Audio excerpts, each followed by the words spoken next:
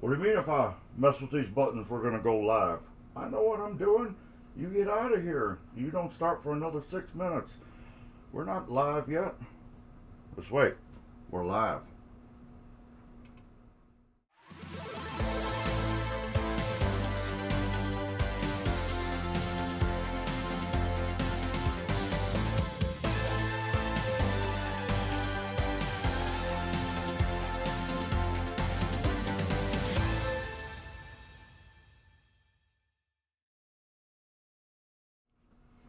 Hey, welcome everybody to MGC land. What's going on? I am actually 3 minutes live, and that's because my cousin Marvin screwed up and started hitting buttons.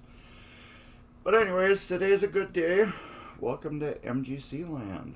Welcome everybody. We are gonna figure out who won the sweepstakes. I only got 9 weeks because 1 week nobody wanted to enter, so we're not going to have any for that week. However, let me look at my phone. I know we're early, so I'm going to wait 2 minutes and just blah blah blah blah blah. I need to get on my phone, so we only got one viewer right now. No, we got 3 viewers. So I'll just do a hello all. Yeah. Hey Pez, what's up? Anyways, let me get another thing up on my other screen.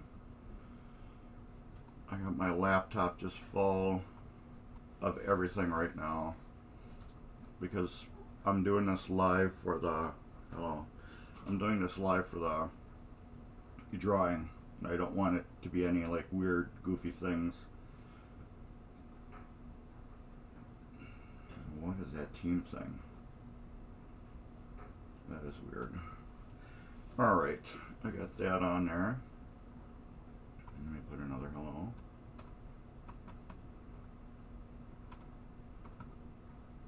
And enter. There we go. There we go. It says we got 1 viewer. But that might not be updated yet.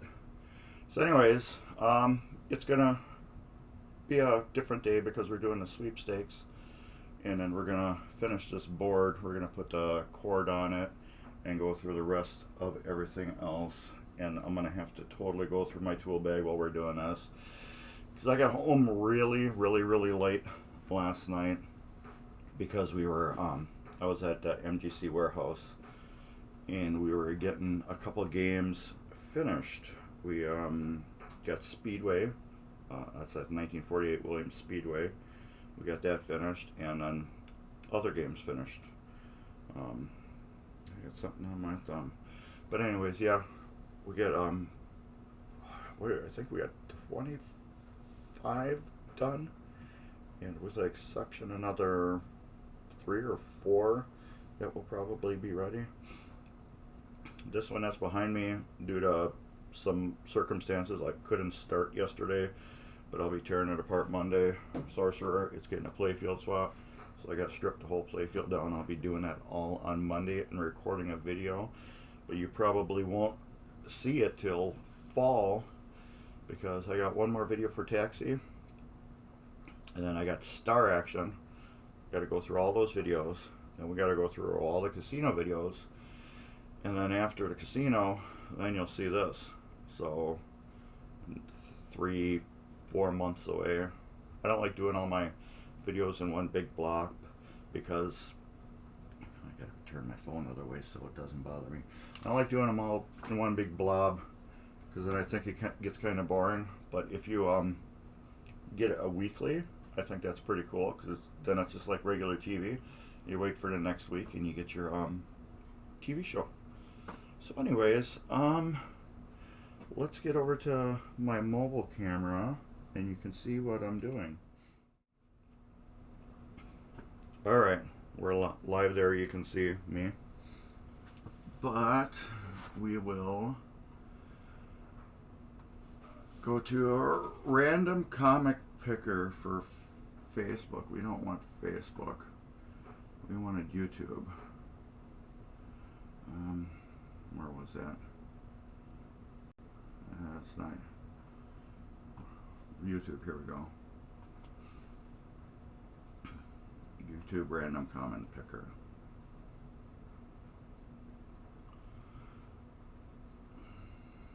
There we go. Alright. And now I got this list right here. 1 through 10. For 10 weeks.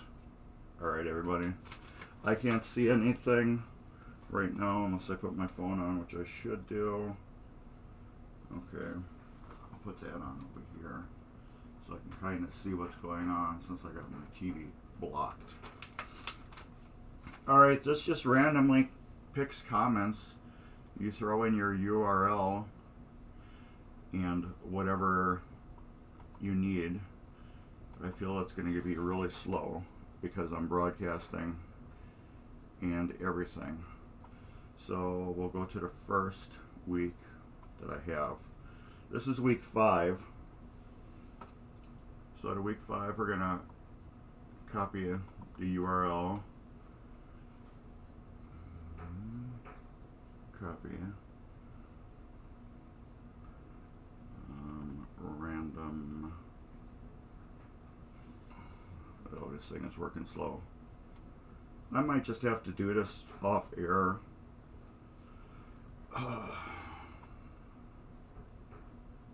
Because it doesn't want to do it.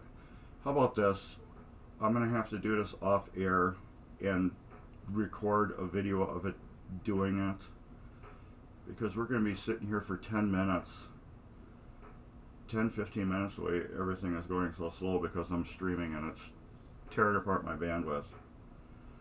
So I will do this after MGC is done, and I'll what do you call it? And I'll post this up after. I'm sorry, but yeah, this is I think just gonna be so slow. I don't know, maybe. What internet am I on my thing?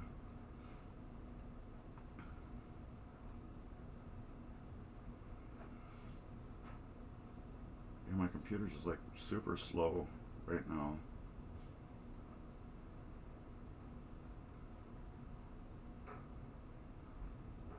Yeah, I don't know what's running. It's driving me nuts. I wonder if my antivirus is running. My computer's just like stupid slow right now. Anyways, filter comments on a specific test. And what was week 2? Or week 5? Week 5 was Happy Easter. So we'll just put in happy.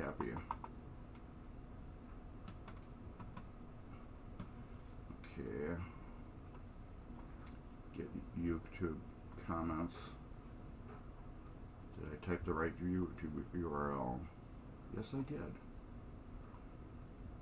Week 2. Copy. YouTube.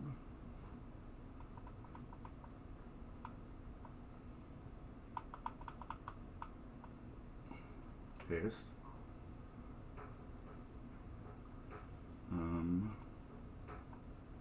Get YouTube comments.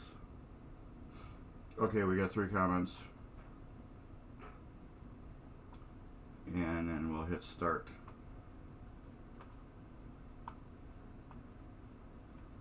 So the winner for, what was that, week 5? Was Barry. A-R-R-Y-R. Okay. So where are we? Week 5, we got Barry R. I'm going to fill up every week with a person, and then when I'm done, we're going to go to another generator, and we will pick the number between 1 and 10 to find out who gets that. Okay, we'll try. Alright, so we had week 2 done, or week 5. That was week 5, so we'll get rid of that. Now we'll go to week, copy. This is week 9.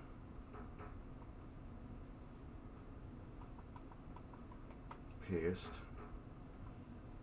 And what was on week 9? If we want to load,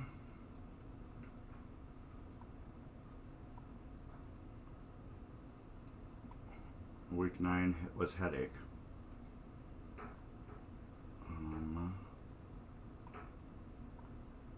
Headache.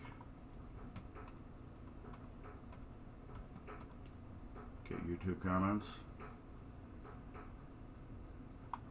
Okay, we had 2 comments. Pick random winner.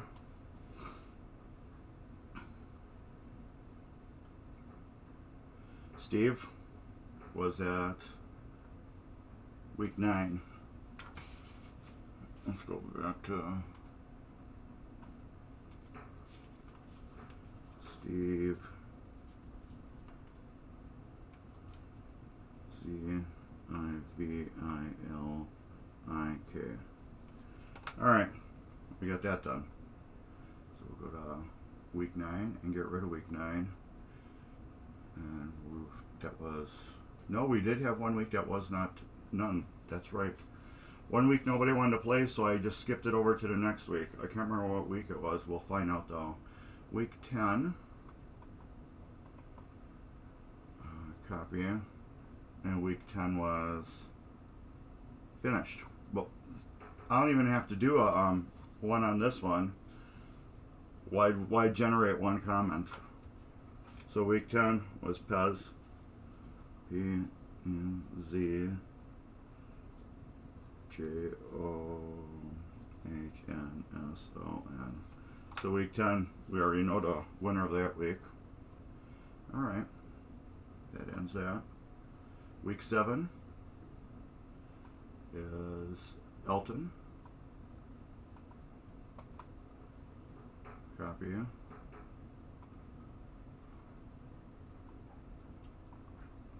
Elton. E-L-T-O-N. And paste.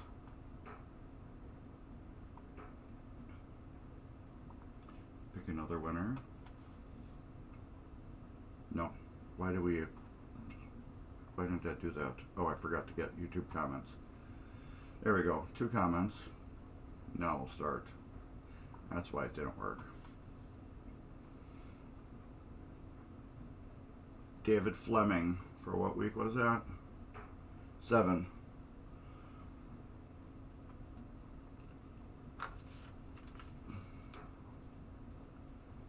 David Fleming.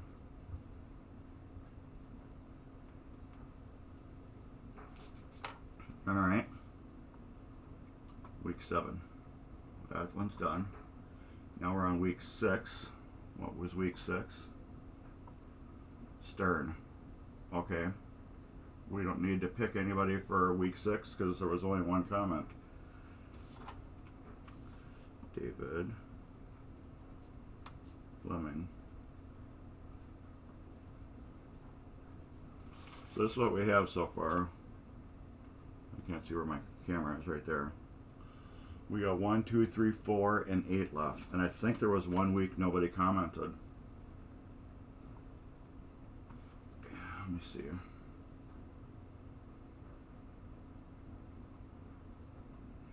I can't really see what's going on in chat. Week 4 is Lucky 7. Well, that one did that one again. We don't have to comment that one. Pez. N-O-H-N-S-O-N. Pez. Alright, so week 4. Was that week 4? Week 4 is done. We're on week 3, which is, okay, we got 2. Mark's Mess. Copy.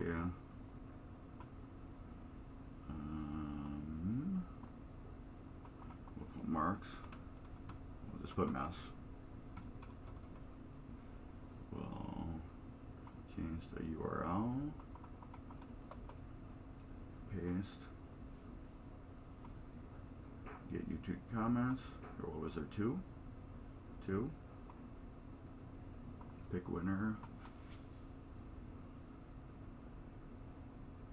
Melody. Which week was this? Week 3.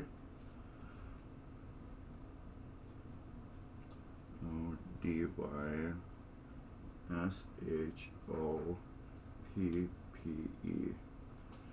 Okay, we got week 1, 2, and 8 left. And this was week 3, so we can close that. And like I said, one of the weeks nobody did anything, so I just rolled it over to next week. I think it was week 8. Nobody entered. Okay, we got 3 on this one. So we'll just use Marvin as the word.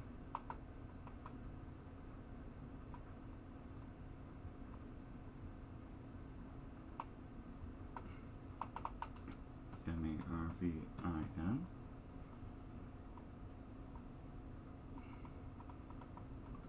Paste. Get comments. What was there? 3? Yep. I'll go down and pick.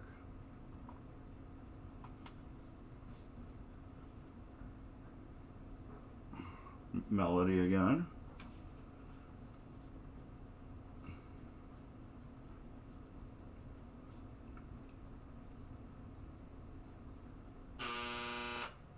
My wash is done.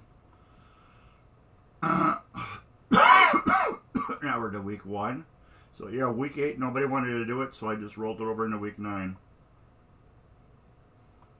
And this one we got 2 people, and it was pizza.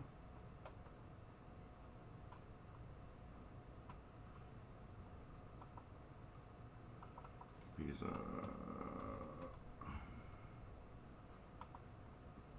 Do you call it pizza or pizza?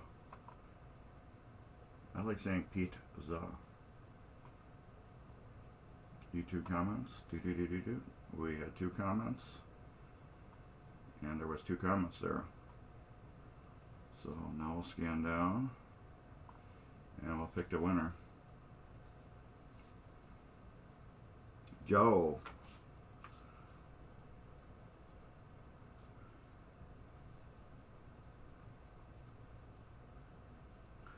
Okay, as of right now, this is what we have. Nobody did anything on week 8. So if my machine picks, well, the number thing, let's close that. We don't need that no more. Okay, we're on here. You'll see it's 1 minimum out of 10 people, and that would be the number. But I didn't generate it yet, so this is just how I loaded the page up. I have to click the generate button. Out of all these, we got 1 Joe, 2 Melody, 3 Melody, 4 Pez, 5 Barry, 6 David, 7 David, 8 Nobody Won It, 9 Steve, and 10 Pez. So if we pick 8, I'm gonna just hit it again. And then I'm gonna, these are the finalists. Now, 1 person is going to win the Saturday, or 1 person is going to win the 2 Sunday tickets. So that's your choice. Remember, you get 1 Saturday or 2 Sunday. I'm going to pick 1 person out of this. And then I'm going to put a video on my YouTube channel. And if you're watching right now, you'll know anyways. I'm going to put a video that says, whoever won. And then please email me at marksbasementarcade@gmail.com. When you email me at gmail.com, I'm going to send you a special link that I want you to reply to, so I know your name was the one that matched up on YouTube. And then if nobody does this in a week on next Sunday, we're going to take this list again and pick a new winner. So you got till next Sunday of my next stream to contact me to confirm you're winning. So we're going to go down here. You can see my mouse is right on generate. And I'll hit it. 8. Well, figures. I'm going to hit it again.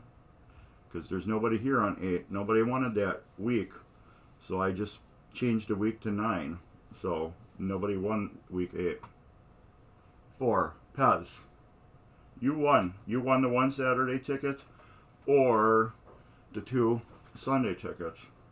And I have a feeling you're online right now watching me anyways. So Pez, you won. You won the 1 Saturday, as it says. 4, Pez Johnson. Pencil out of mouth. 4, Pez, you won. So you got a week to contact me, Pez, but if you can just reply on the Twitch. If you're here watching us, you can reply, and I'll take that as a guaranteed that you know you won. But if Pez doesn't do it, we're going to do one more for next Sunday if Pez doesn't contact me. And then if Pez doesn't contact me, this person's going to win.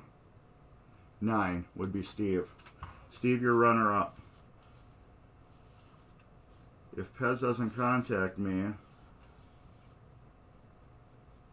you will get the ticket next week. So there we go. Pez Johnson, you got till next Sunday, or just to go on to here and reply that you won, or next week, Steve, you will have to go. But as long as I'm on here and we're chatting and stuff, I'm just gonna keep telling everybody who won the tickets. Oh, my knee is killing me. I've been kneeling on it this whole time. Oh, I can't stand now.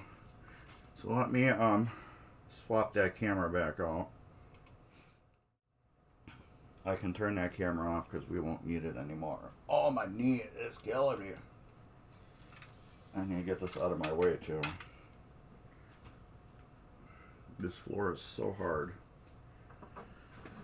Alright, we got that done. I'm glad we got that done. Because now you guys can make plans for the year. Plans to know you're going. One day. Don't know what day you're going. But I'll be there. And I'll work with Dan at, what do you call it? At MGC and let him know and figure out how I can get your tickets to you. We got it. I love this stuff. So Pez, yeah, congratulate. You won. So anyways, this is what we're going to do next. We're going to get my phone out of the way and put that over there. And I want to do this since we don't need this no more. And we're going to go here. And we're going to go like this. And we're going like that. And we're going to do that. And we're going to do this. And then we're going to do this. And paste. And that. There we go. There's my link if you like what I'm doing. If you enjoy everything I'm doing, please check out Mark's Basement Arcade and YouTube, on YouTube. Like and subscribe, please. And follow me on Facebook and Instagram, Mark's Basement Arcade. So let's get to the board. Here's the board. My basement is freezing. I don't know what's with my basement, but I have no vents open in the basement right now. Everything is closed. But it is freezing down here. It's like that every year that we've lived here. We got a basement that is crazy, stupid cold. Like I said, I was out at MGC last night, so all my tools are packed up from last night, so I have to unpack everything. I didn't get home till after 1:30, and I wasn't about to unpack my car and get all my stuff ready, and I forgot to unpack my car today until just before the stream, and I'm like, uh-oh, I got all my extra tools over here. So what I've been doing is I've been volunteering my time at MGC to help get the games up and running. I can probably put those back in the little bag. I've been volunteering my time to get games up and running at MGC, so they can be available for you to play at the game nights that's coming up in July 2nd and 3rd. So, which is pretty cool. Go check it out. There's going to be some really awesome people there. You're going to be able to, the one band I know you're going to be able to see is CC and the Music Factory. I believe they'll be there Friday. There'll be another most metalist band of all metal. I cannot remember their name. Lords of Titan, I think it is. The Lords of Titan. If I'm wrong and I butchered that up, I am totally sorry. But if anybody wants to go to the MGC website and get it for me, I'd be most happy. And then there's a wrestler that's going to be there. And this is my right one, or okay, this one stays. This one goes in here.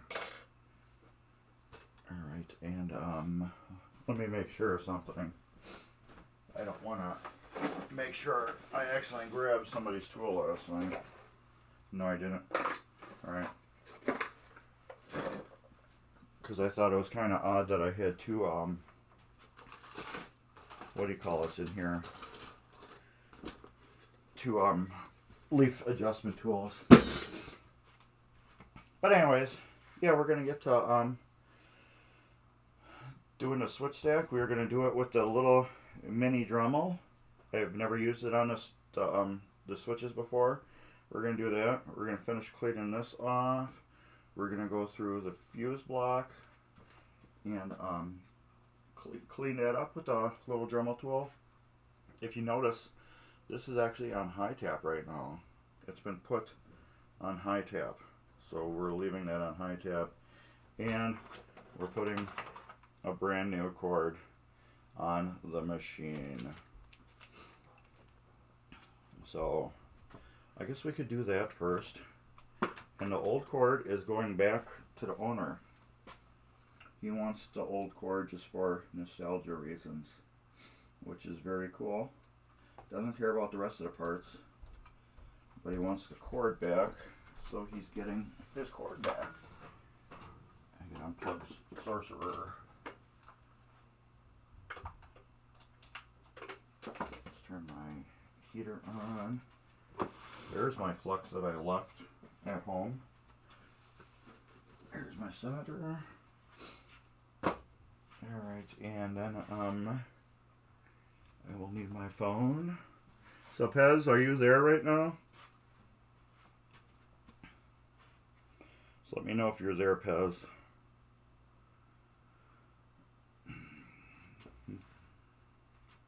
So I'll see if my phone is up to date with the chat. No, it isn't. Of course, there it is.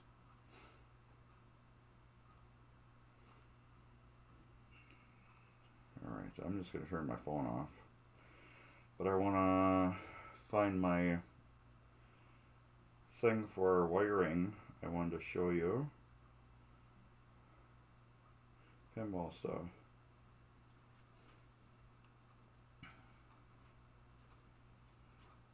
This is kind of what I use for my reference for the chords. I use this so I know what's hot and what's not. If you look on the chord,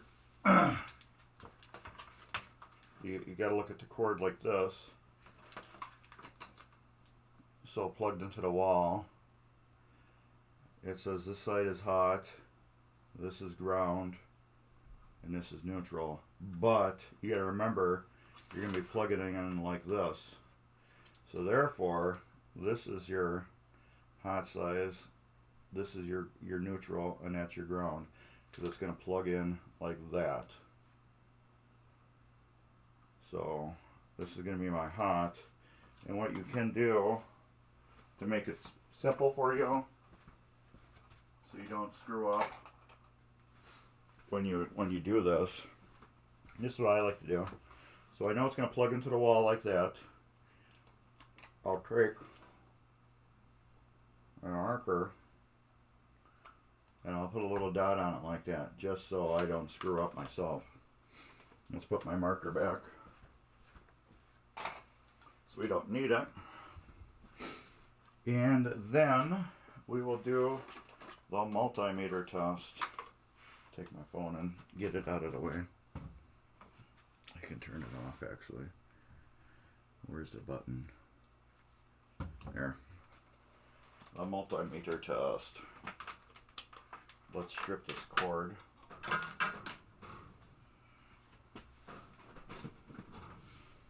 Here's this. Here's this. We're gonna strip probably about that much of it off. Now this I don't push real hard on. I kind of do it lightly.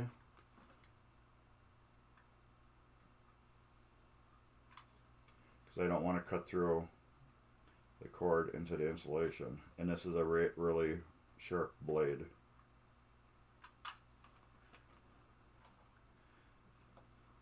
As you can see, once you get it cut a little bit, it will kind of rip itself. You might have to help it a little bit.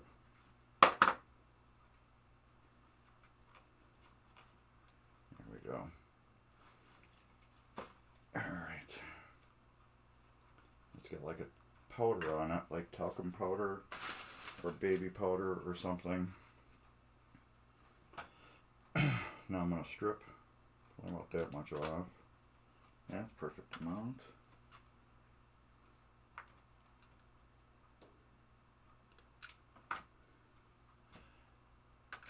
Alright, are you out there, Pez?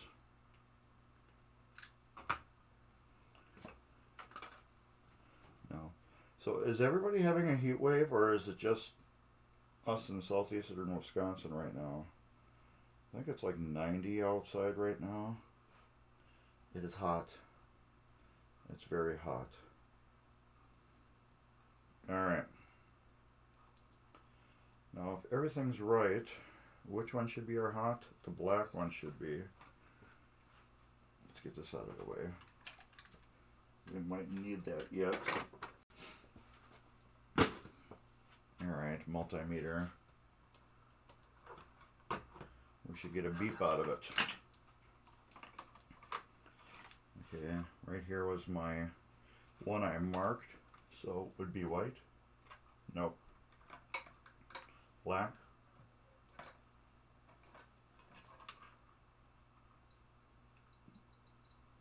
Black is going to go to yellow. The reason why I just know is that yellow goes to the fuse block, which is right here. And if I take the fuse out and set it there, I can do this. I can go right to the yellow wire here and here. That's how I know. Neutral goes from here to down here, and then ground goes to ground. So yellow is right here, and it will be the black wire.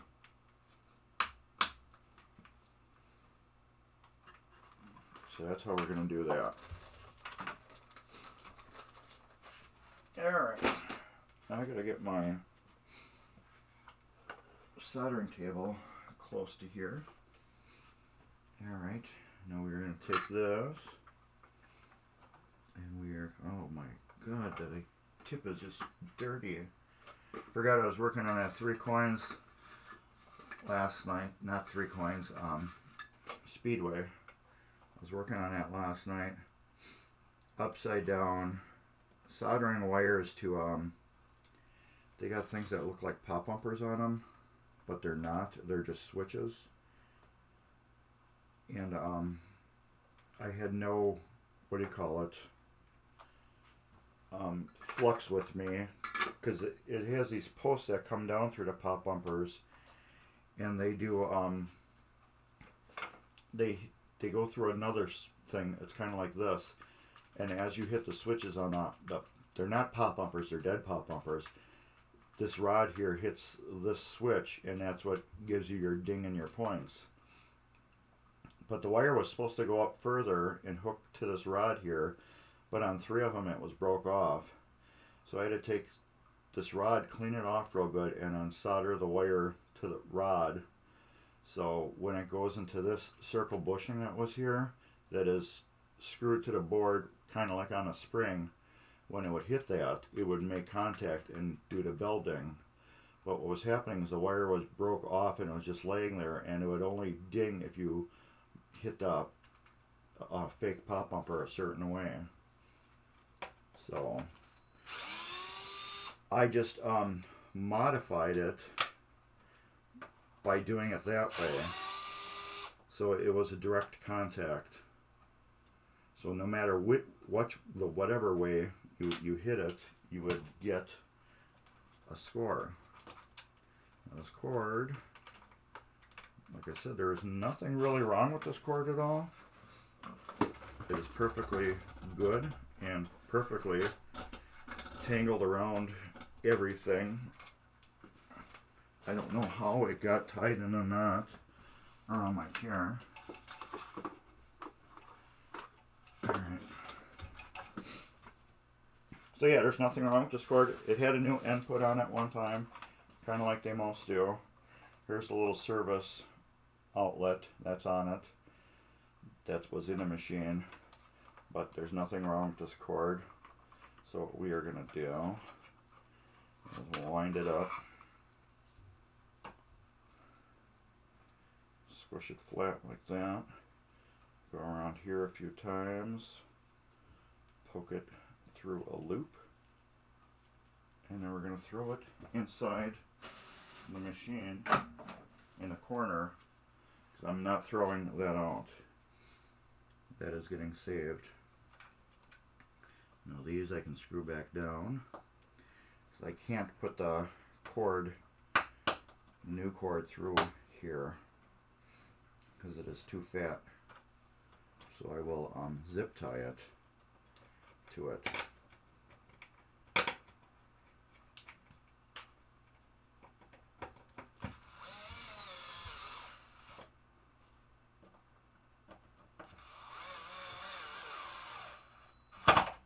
Alright, so you still there, Pez? Mr. Pez Johnson. So, we got this flux. You don't really need the flux because the what do you call it? My solder has flux in it, but I feel it's just a little easier tinning these wires if I put a little flux on it myself. Alright, we got that there. Got that there. Got that there. I'll throw that here. Let's get this over here. And let's untangle my cord.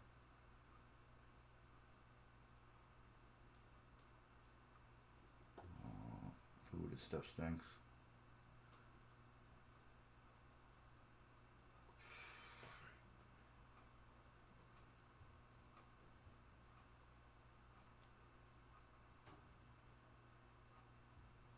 That's why I like to put a little flux on the thing.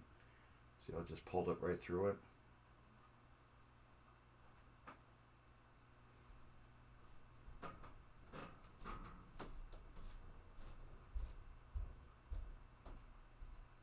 Yes.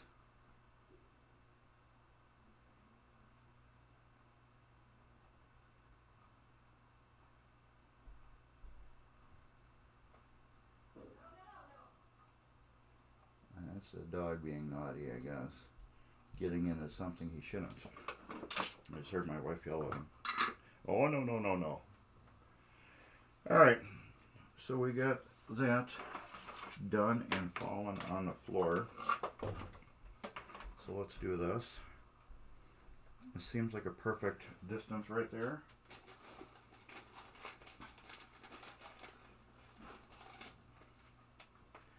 Two zip ties. We will do one right here.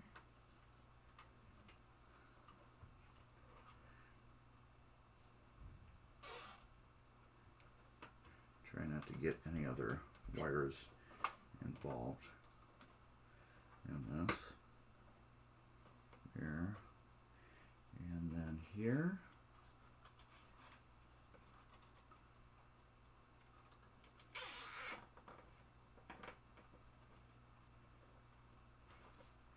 And these will snip off.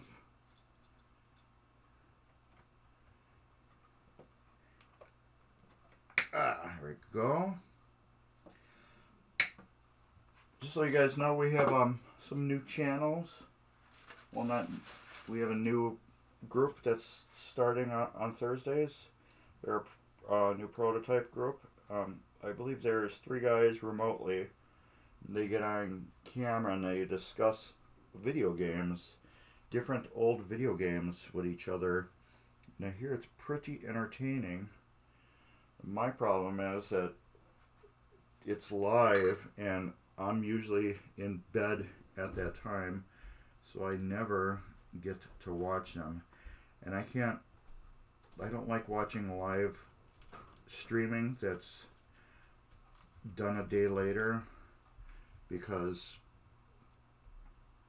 to me it's like being in a crowd of like 4 people and somebody's talking and you want to ask a question and you can't because they just don't want to answer you. That's how I kind of feel with the live streams and chatting. So I like to get involved with the live streaming, and if they're talking and it's recorded, I can't ask them questions. So it drives me nuts, like, oh, what about, oh no, I can't answer them. So that goes to here, which is right. And then record, which was black, so my little black dot I put on it. And then that will be right there. And that's what we wanted. So I put that little black dot on a cord right here, so you can see I did that for my identifications. So we got the black soldered good onto there. Actually, I'm going to see if I can move it a little bit.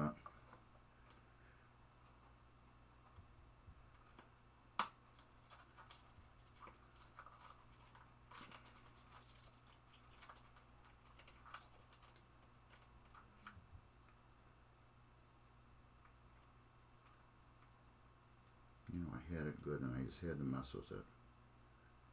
That's what I do.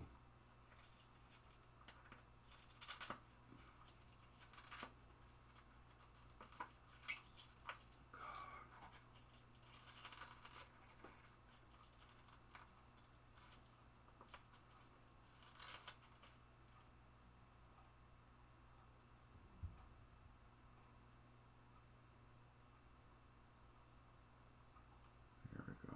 I like that better. That up so I can get in there. Push that down right there.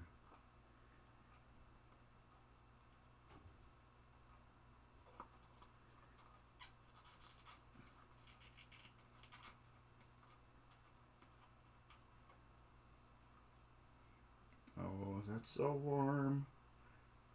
It's so warm, it feels good. This one never had a ground on it, but it will now.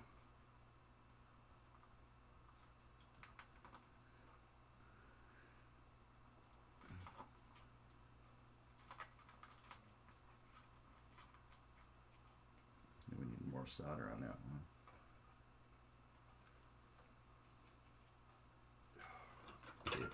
I don't like this really thin solder that I bought. I like the fat old solder I used to get. So I think I'm going to get a roll of the fat solder and keep this thin solder for when I do board work. The thin solder I believe is nicer for the board work. Okay, those are all done. I think I'm done with soldering. We have our new cord attached. Nice long cord. I believe that was 8 feet of cord, which was longer than the original one that was on here. So, okay, we got that done. Let's turn my soldering iron off. We don't need that anymore. And get it out of my way. We probably will need that brush. We can unplug it. And we will get the little baby super Dremel out. I love this new thing that I got. Thanks, Dave. I appreciate the gift. And how did I... There we go. Let's pull through this way. And knots out. Alright, I'm going to try this new bit on all the, what do you call it? The switch stacks. And we'll see how it works.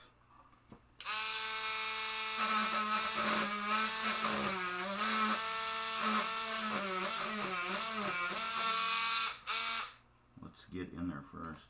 Okay.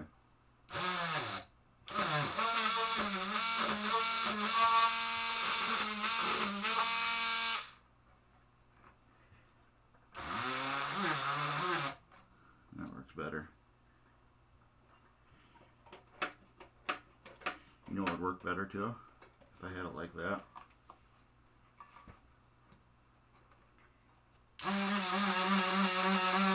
Oh, that's so pretty. And this one.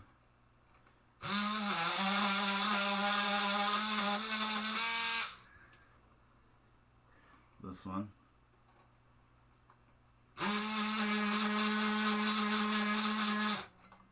And this one.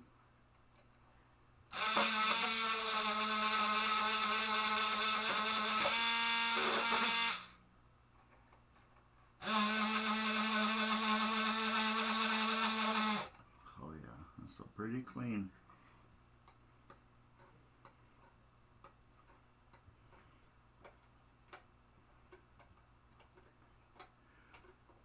Still perfectly adjusted, so we'll go to the next stack.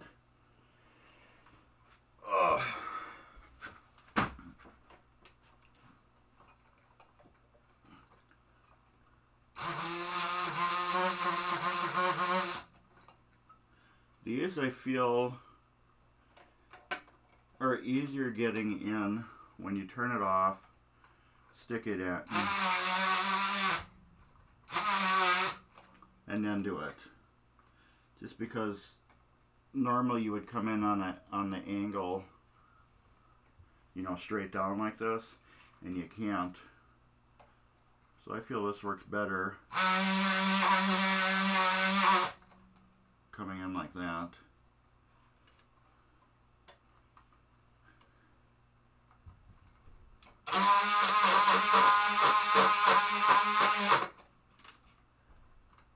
Look at that. Man, those are perfectly clean.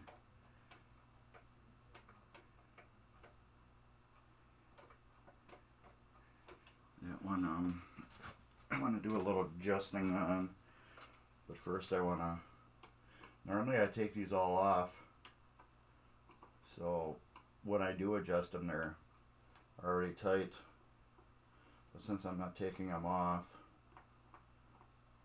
I want to make sure they're tight first.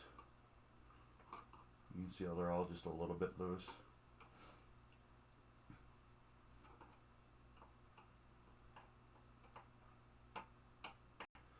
Because these get the most vibration out of all the switches due to the square motor spinning.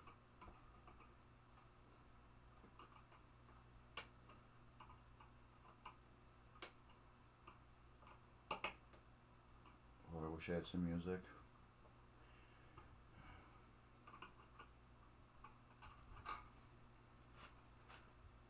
Can you explain what you're doing and what you're using? I am cleaning the score motor. This is a Williams straight flush. I think it's a 1970. If I'm wrong, correct me, but it's a Williams straight flush. This is a score motor. This is kind of like the brains computer of the unit. When this cam spins, I don't know if you can, let me zoom down on here. When this cam spins, you can see the switches going up and down a little bit. They're opening and closing. They're telling what relays to activate, give points, do bonuses, whatever. This is a Harbor Freight Dremel. I think it's under $10. And this is I believe a 443 actual Dremel brand bit. It's a little wire brush. And what I'm doing is normally I used to take the whole switch stack completely off, hold in my hand, and then go through and clean each switch with a 600 grit sandpaper, which is perfectly fine. Let me see if I got one laying around here. I would take the sandpaper and cut it into like a little square, like rectangle like this, and I'd fold it over like this, so there's sandpaper on each side. And then I would go into the contact and I would go back and forth like this and clean it. What I'm doing now is I'm not using that. I'm just using this, getting into the contact, and then this little brush highly polishes the contact and gets all the dirt and crud off of it. So I had a friend here as a guest on the show. His name's Dave Brennan. He is a big pinball collector, and he also works for American Pinball. He uses this on his machines when he rebuilds them and cleans them. So you can see, let me turn off autofocus and see if I can get manual focus to, there we go. You can just see it's a little wire brush on there. And he uses this for cleaning contacts. And I thought it was a pretty killer thing, so he brought me one as a guest when he came on my show as a guest. So I've been using it ever since. It's just a breeze to get into here and clean these contacts.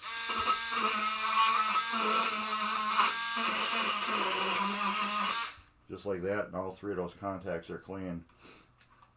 But I used to take the screwdriver and pull these off.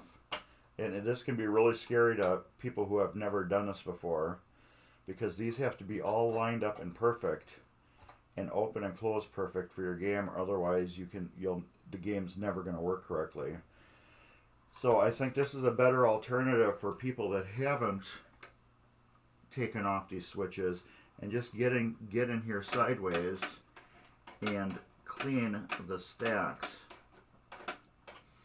Now if you're interested, I have let me put it up here,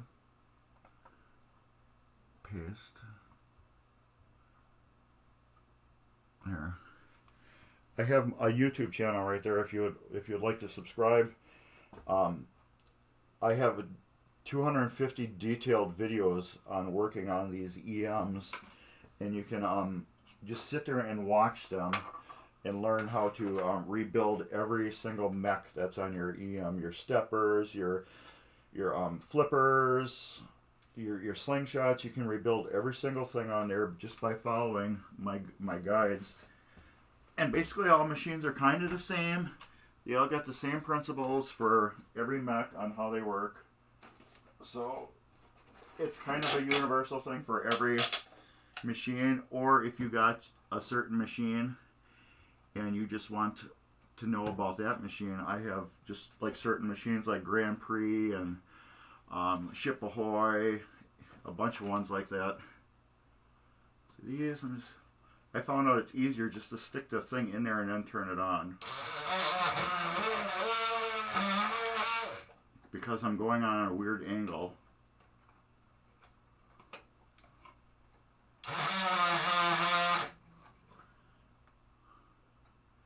So I'm just going between each pair of contacts.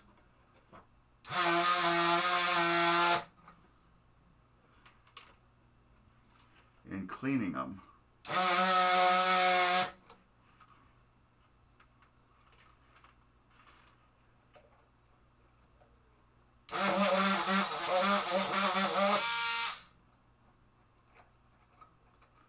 And then once I go through them, I'm going to make sure each one opens and closes correctly. Now, there's my tool.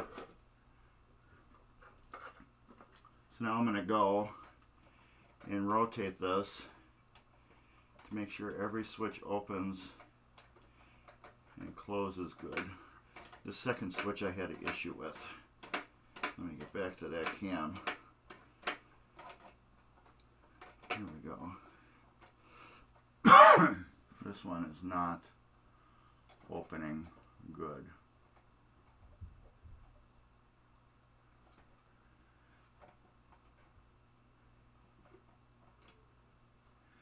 That bottom stack, I have to adjust it a little bit.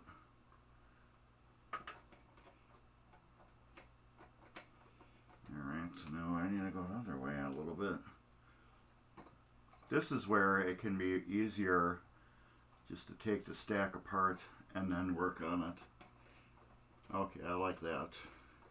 What I want is, let me see if I got a switcher on here that I can show you. Here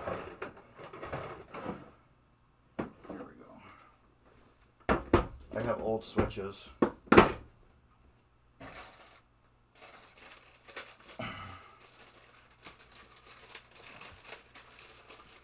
See if I can find this one might work.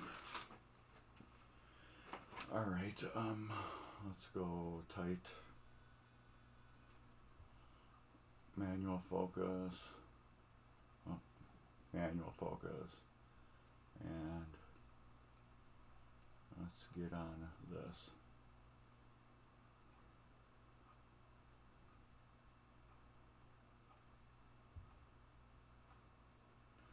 Okay, here's the contact.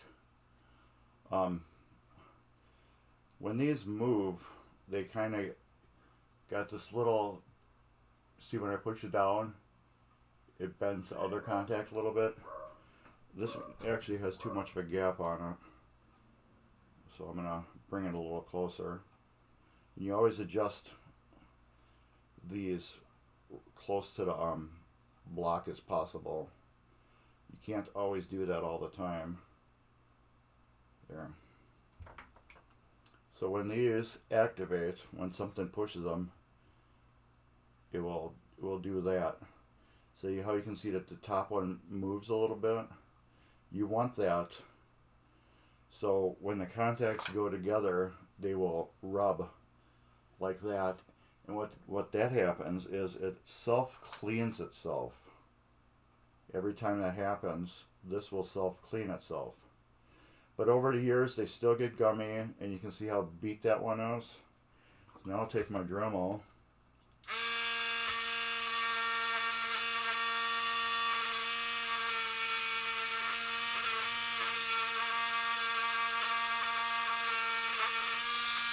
These are not going to show the best for cleaning, but you can see how it's shiny now. These are hard to do because these are flipper switches, and these got such a high current going through them that they end up getting pitted. Like, I don't know how good you can see that, but it's got pits in it. And these you will usually have to file flat, but as you can see, this top contact here, this one is a lot fatter than this one. These are just wore out and garbage, so I replaced them. But I do save these because occasionally I'll have a broken leaf on something, and I can just take this pad off and put a different pad on and then rebuild the switch for the customer.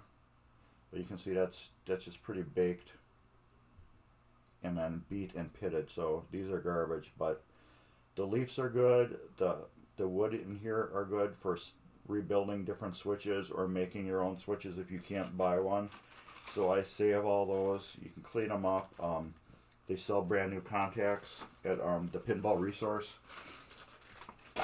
So they're all around good to keep on the side. So that's what I do use them for. So let's get back to this cleaning of this stack. And the score motor only turns one way. So you always got to watch how you're turning it.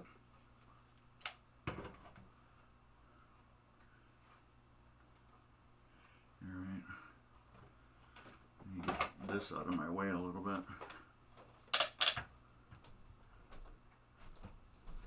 Let me get that in there.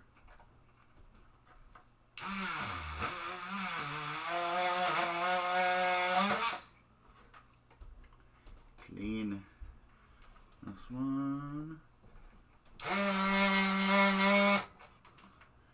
Clean this one. Clean this one. Clean. Alright. Now I'm going to do the same thing. I'm going to turn the score reel and see how everyone reacts as I open and close it. I want them to open fully and then close fully with that sweeping them out. Oh, and I forgot to turn autofocus back on. There we go. There we go. So yeah, I want them to all have that sweeping motion. So when they close, they get a sweep, and then when they open, they do that. That's what I want every switch to do. Because if it just closes like this, which a lot do, you'll get your contact, but eventually from the sparking, you're going to get a buildup, and then you're going to lose. It's still going to contact, but you're not going to get a good contact. So you want that contact where it moves a little bit, and you get that rub. That's what we want. And Pez, are you still around? Pez Johnson. All right. This one now.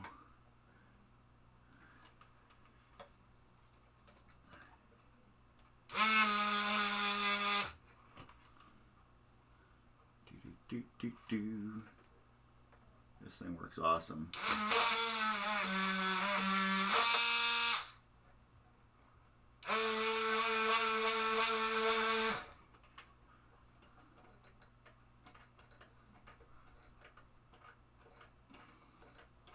Those are all working good. Get your motor running. Head out on the highway. Looking for whatever is coming my way. That.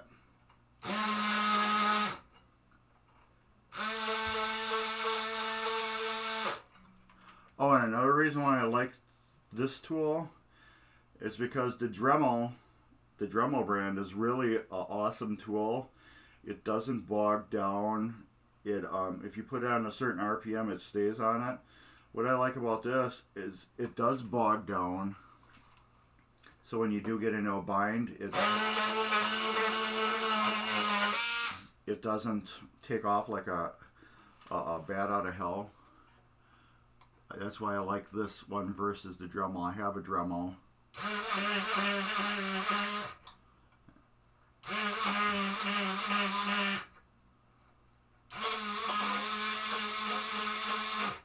Here we go. This one. They all open and close. Yeah, and this one right here, it's just closing. We're not getting any wipe out of it. So what I need to do is find my leaf adjusting tool, turn off my light, get that out of the way, put that there, get this out of the way, and we are gonna adjust this down. I don't know if I can. I think I'm just gonna push on the end. Yeah, a little bit more. Can I get in there a little bit? That's what sucks about doing the stacks like this.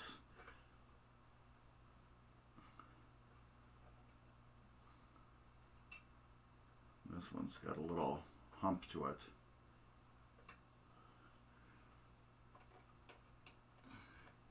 Okay. This one isn't flat. That's why I'm bending it in a different spot. After I just told you don't bend them in the middle.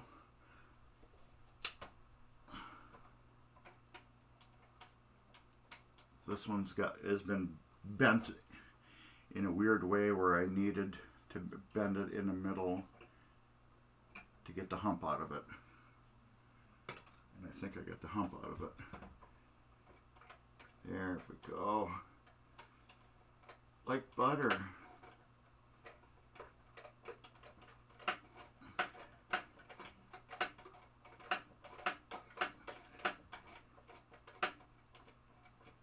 Alright, that's clean.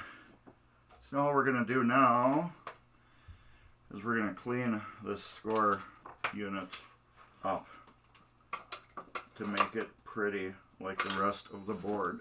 Okay. My back is killing me. So been leaning over pinball machines yesterday in some of the weirdest positions. Because as you know, when I shop machines, I take them apart like this. But when you're working on machines for somebody else in not your own home, you gotta kind of work on them how you can work on them. So I was working on some of them in not the most comfortable ways.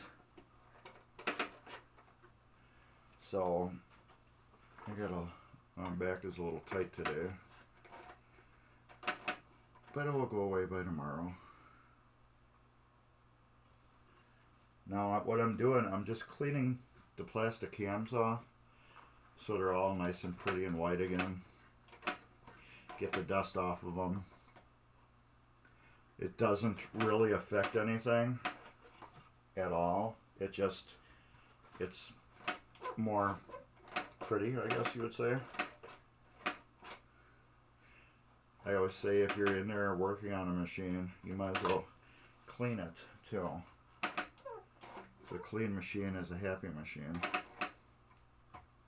Plus, when you're paying for a shop job I do, you're paying for a shop job, so you're getting a full shop job. You're just not getting your machine to work. You're getting your machine clean and working. That's another thing that see all that dirt that was in just those couple parts. It's another thing too. Those machines that I worked on last night, I couldn't dedicate the a level I do on them, which is basically an operator level where you take a broken machine, you make it work, and then you're done with it. So that's what I did yesterday. I took games that weren't working and I made them work without me fully going through them like I like to do. I like to fully go through them so your game works for years. And that's what this guy is paying for on this machine. He's paying for his machine to work for years. And he's getting a full shop job. I'm tearing apart every single mech on this machine. Every stepper, every little piece is getting tore apart.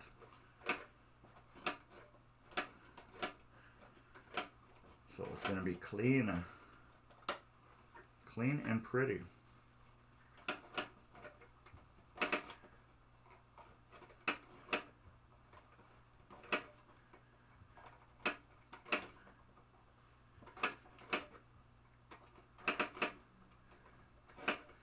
you can tell, I'm only turning these cams one way too. Look at that. Just, we did 1, 2, 3.5 cams.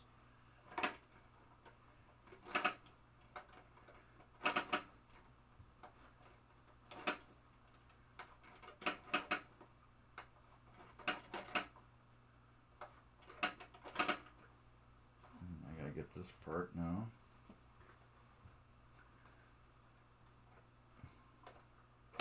There we go.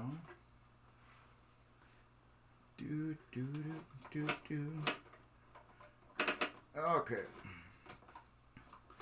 So if you're into this channel, please subscribe, follow us, whatever. If you have Prime, you can try this, and you want to subscribe.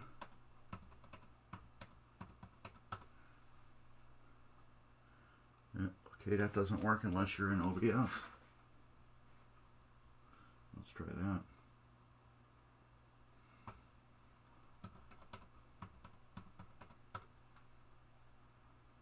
Oh, I did it wrong.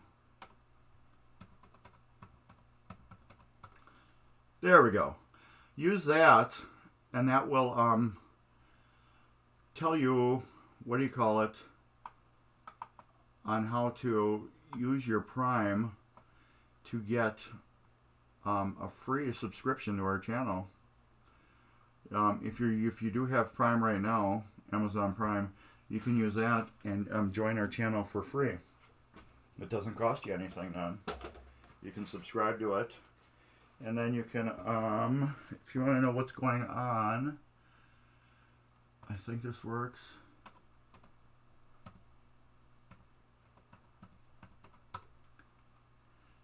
Oh, what am I doing?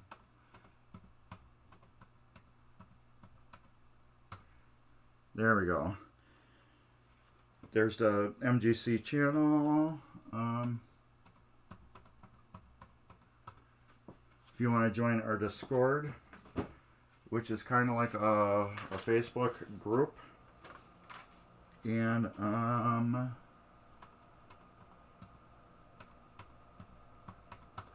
there's our schedule, our stream schedule. It gives you a date every day of the week while we have somebody on streaming something.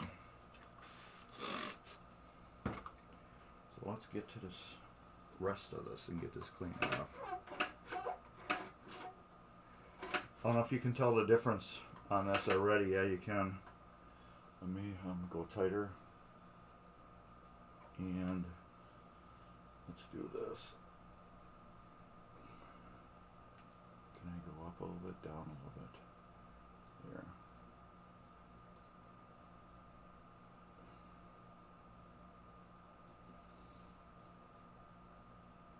You should be able to see the difference of the cleaning I'm doing on it.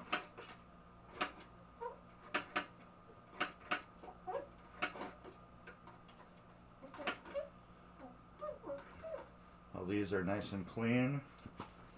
Maybe a flashlight will help. All these are clean and these are dirty. Clean and dirty.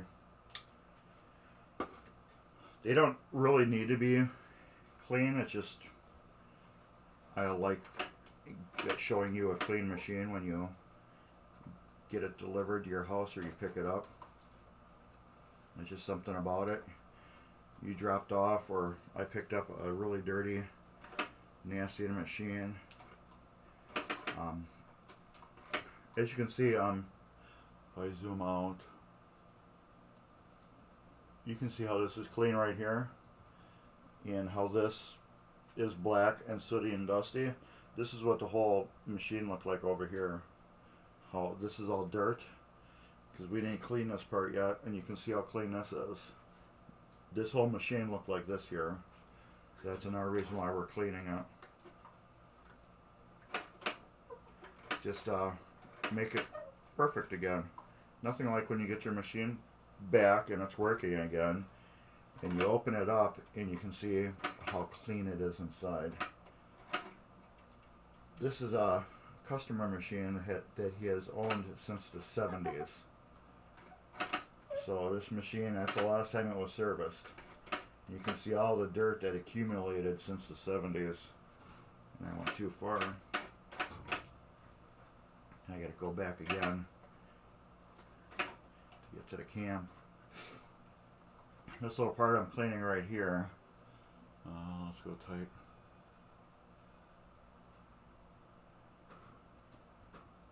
The part I'm cleaning right here is what activates the switch to go up and down.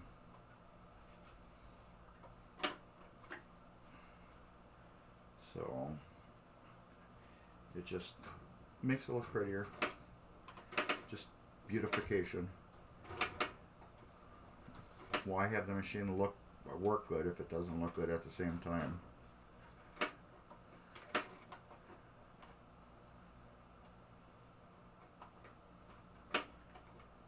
The only thing too I don't like about not taking the stacks off is it's harder to clean between each one of those.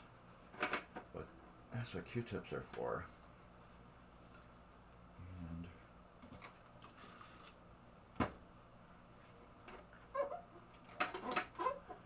so we'll probably get in there with some Q-tips.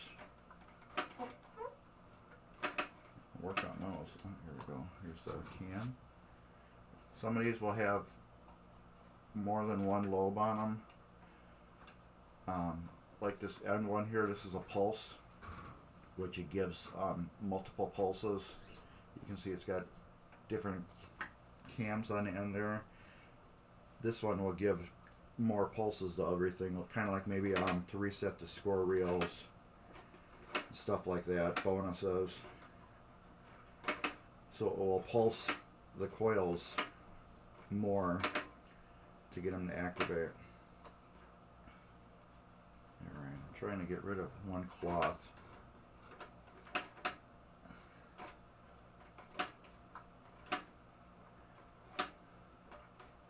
What I'm doing with this hand is I'm just holding it so it doesn't spin on me as I'm cleaning.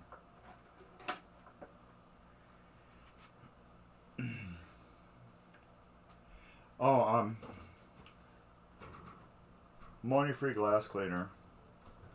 I like ammonia-free because if you use regular glass cleaner with ammonia, then ammonia can mess with the plastics.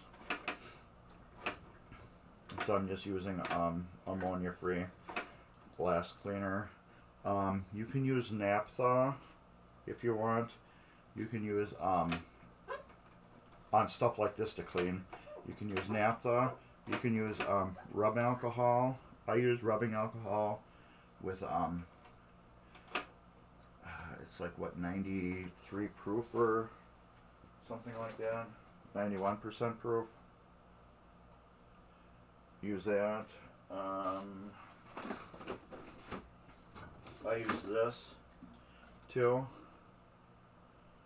VMNP naphtha to clean.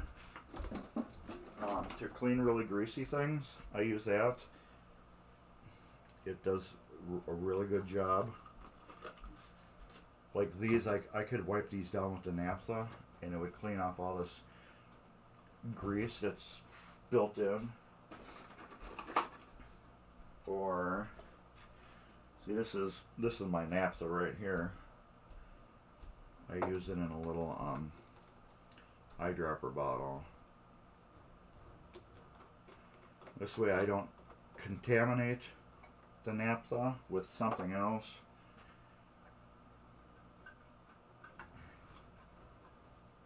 Get a little bit of that off. And it I can get a precise little amount on it. These cans are just a little pain to get clean sometimes.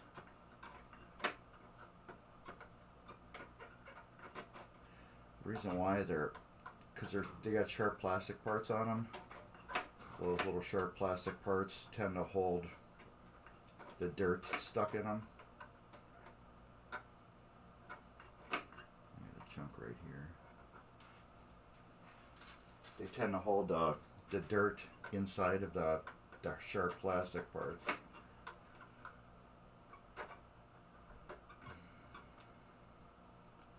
Q-tip is a very awesome cleaning tool. Alright. That's about as clean as I'm getting that.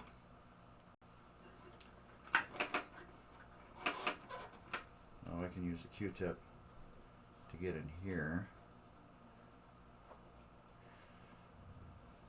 because that's just something else I clean.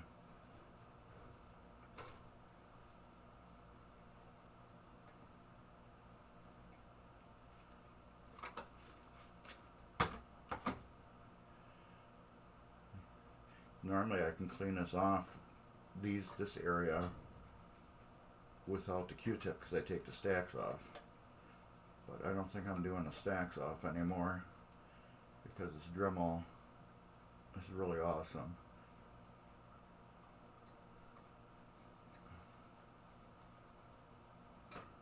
Look at that. That is dirty.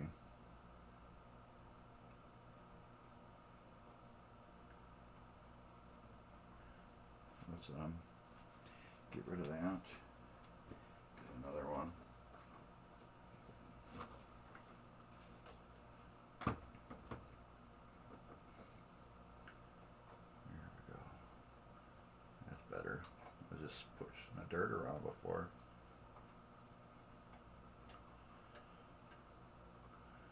So, but like I said, this is something that, oh, that's not even that wet.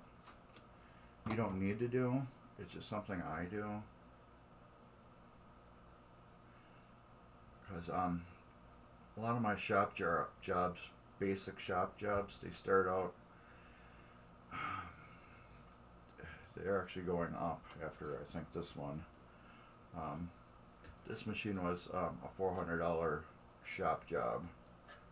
It doesn't include the parts. That was including, well, some of the parts, all the coil sleeves and the rubber kit and basic light bulbs, like the old school light bulbs. And that's it. That's what this shop job covered. Now the customer decided to go for the Cadillac route. He wanted to know what everything, you know, to look really good was. Some things didn't need to be replaced, like the pop bumper covers needed to be replaced. They're a little burned from the bulbs, like this. You can see the 100's got a burn mark on it from the bulb, and it's actually melted. They didn't need to be replaced, but he figured since he's going so far on this game, why not just Cadillac it out?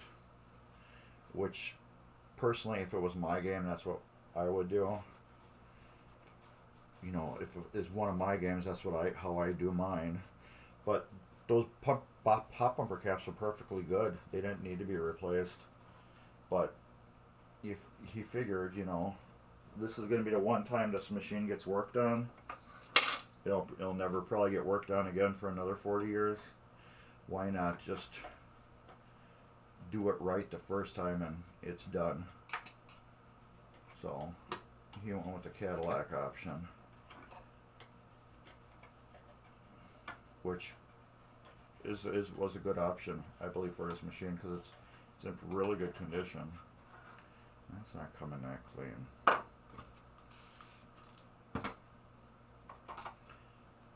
Now, certain spots on the machine, I prefer using alcohol, because the alcohol dries really quick in certain areas, and in other areas I prefer the naphtha.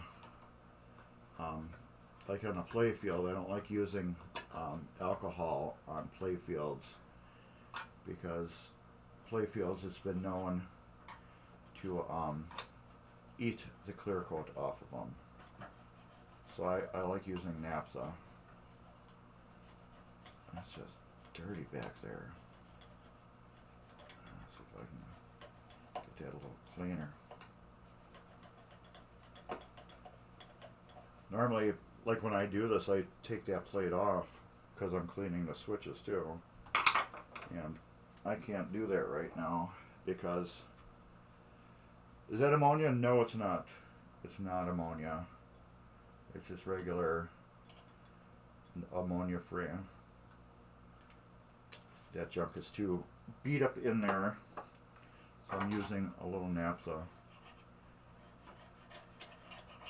to get the built up junk off the bottom plate. I don't know, I might still take the plate off and clean it if I don't feel this is good enough later on when I'm done with it. Doesn't take too much to do that. I'm just showing you ways you guys can do this without tearing the machines fully apart. Because not everybody has that skill level to tear their machine apart. I didn't at first. I developed it. And I don't expect everybody else to develop that, you know, in a short amount of time. So if you're doing your machine, I'm giving you this alternative to get in the areas and clean them. That's easy. And now that's score reel. I mean, a score motor. It's pretty again. I'm gonna wipe these off. Look at the top of them off. I'll go to the front. And we'll clean them off. And then before I put this back in the machine, since I've been messing around with it, I will go verify and spin all those again to make sure they clean. And another cleaner I use too is Novus 2. I use this to clean the dirt off that's built into the playfield. Use this in a microfiber cloth that will deep clean your playfield. You can use naphtha and magic eraser if you know what you're doing, because that will destroy your it will eat right through your clear coat, it will eat right through your paint, and it will take you right to the wood. This is Novus 1. I use this for cleaning all the playfield plastics. It works really, really killer. It's a real super fine polisher. What it does, it takes the really super fine scratches that are on plastics, and it polishes them to make them have like a glass-like finish. So Novus 1 for plastics, all plastics, and Novus 2 to deep clean the playfield. But if you keep watching me, you will see us go through the playfield and clean it. So where did I put my screwdriver? Over here. So let's scan back out. And let's get over here and start taking apart this side. I'm trying to move it where you guys are so you can see it the best.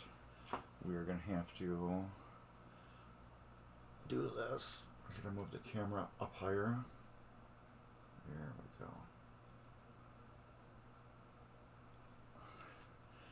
This is my Geekoto tripod. I love this thing. I had just recently bought it, and I just love this thing to death. It's just so awesome. I have a link on my YouTube where I had bought it and did an unboxing on it, and I love this thing. I have to finish doing the review on it. So I've been lately on my YouTube channel, I've been buying products and then reviewing them because I like them, and if anybody else had any similar interests in me that liked what I use, they can see what it is and where I got it from. So that's what I've been doing. Like this DeWalt screwdriver. This is a what do you call it? A gyro screwdriver. You push the button and you turn it this way to change directions. The more you turn it,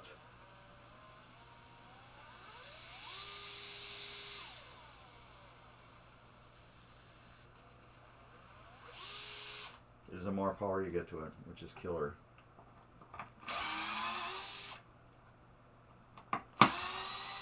I'm taking all the screws out of here because we're vacuuming over here.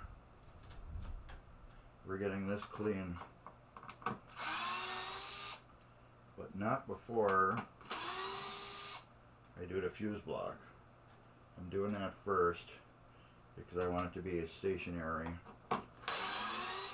when we clean it. Just to be easier.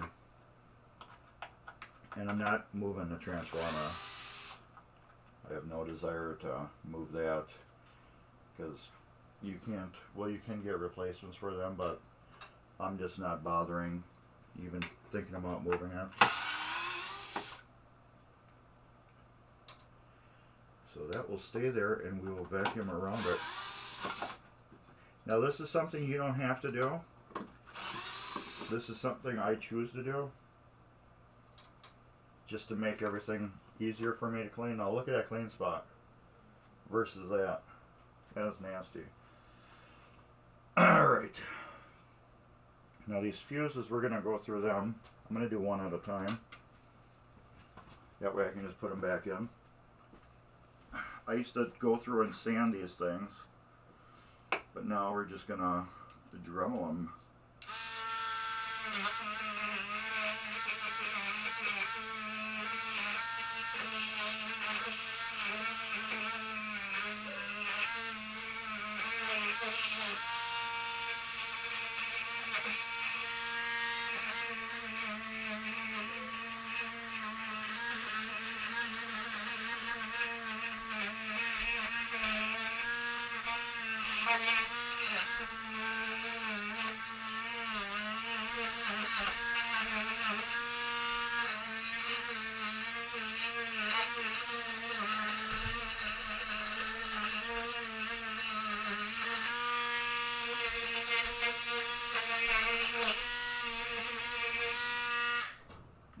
Nice and clean. Pull that out.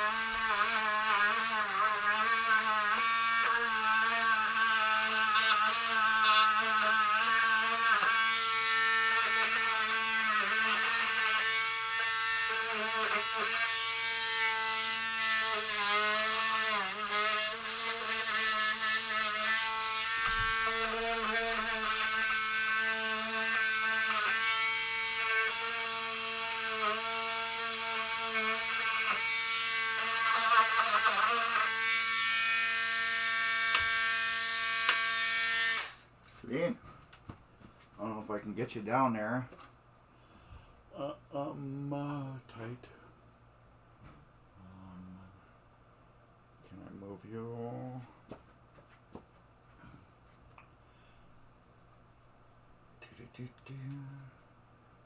Where are we? Right here. Okay. Let's tighten that up. And then this. Let's see if I can bring you up a little bit. Oh, wrong one. I keep doing that every time. There we go.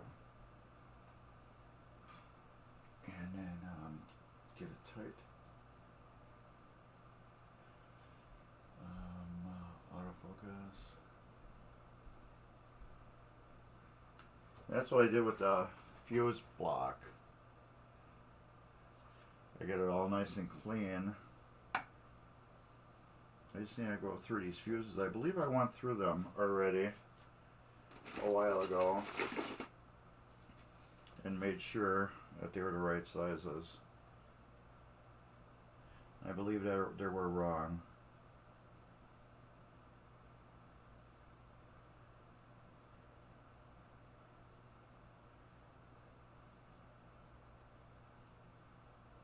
Okay, where's the 10 amp? Okay, 10 amp on top. Yes, I did go through this. I remember now.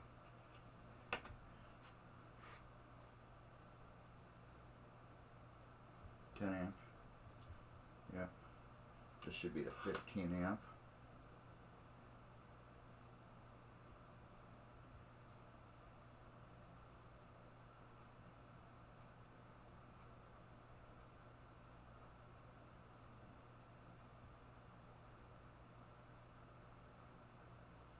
Oh, okay, I can't read that. Flashlight.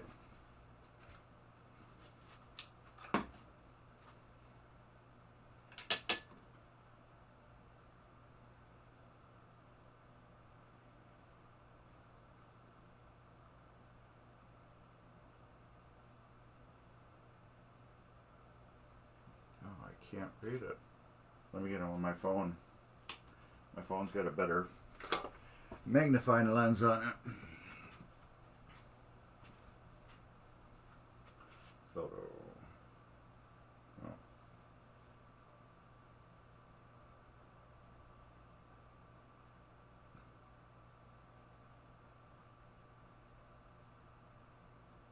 $15 amp. Okay, yeah. And then this one.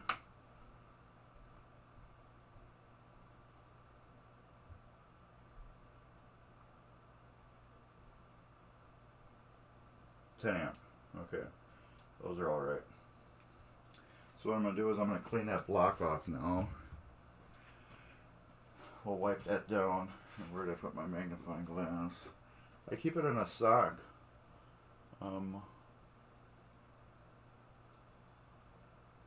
I like to keep it in a sock.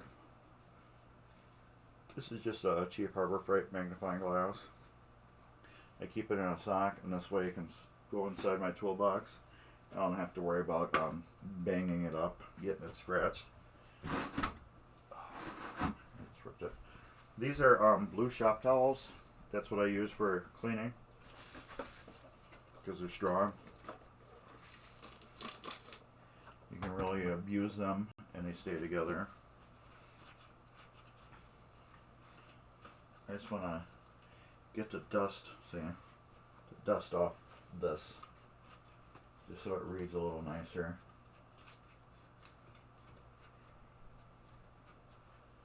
I don't want to get sprayed water all over there.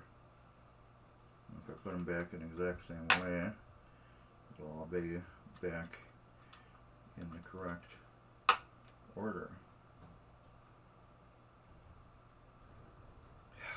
Let me look at them again. I just have to make sure one is 15.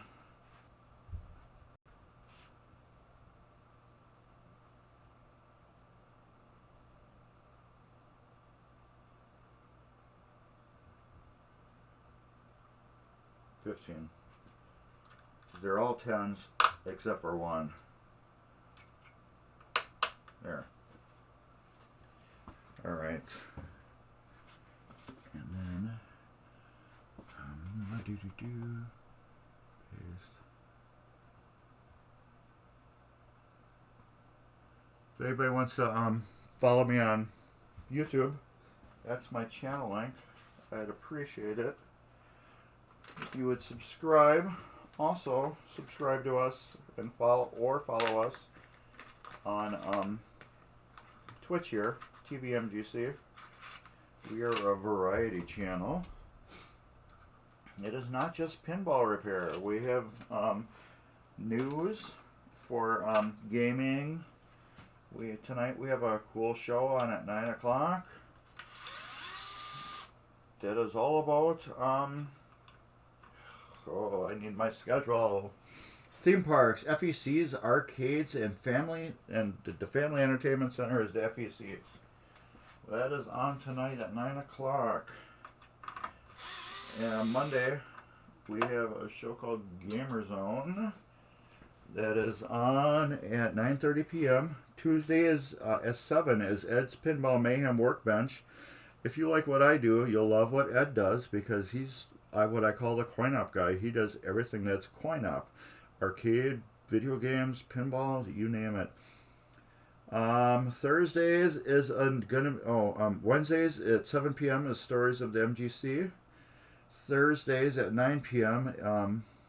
I don't know if it's 9 p.m. anymore or what time it is, but there's a new show. Fridays at 9:30 p.m. is Late Night Leveling. Sundays at 2 p.m.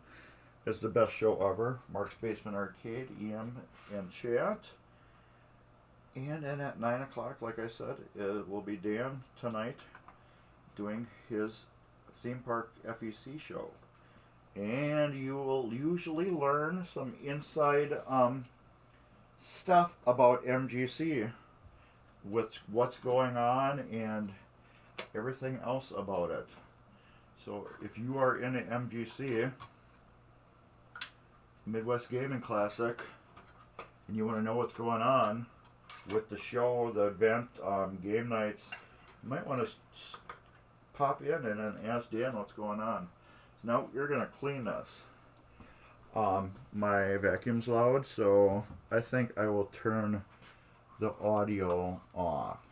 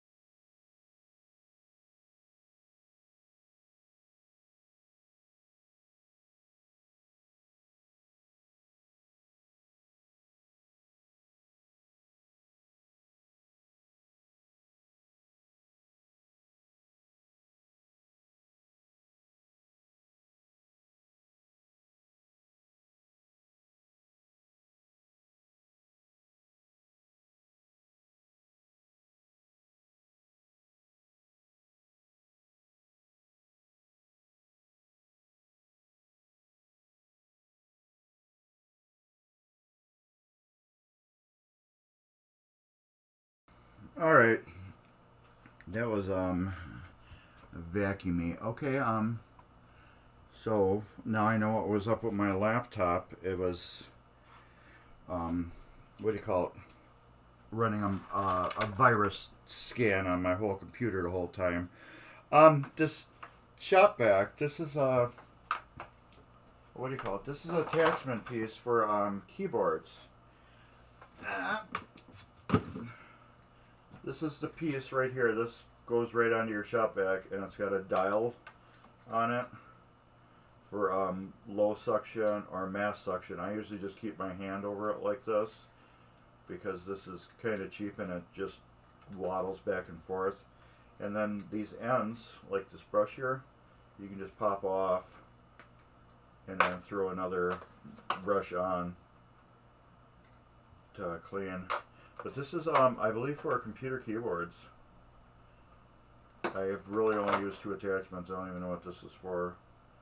I guess this is this is to adapt it to a different style hose. But yeah.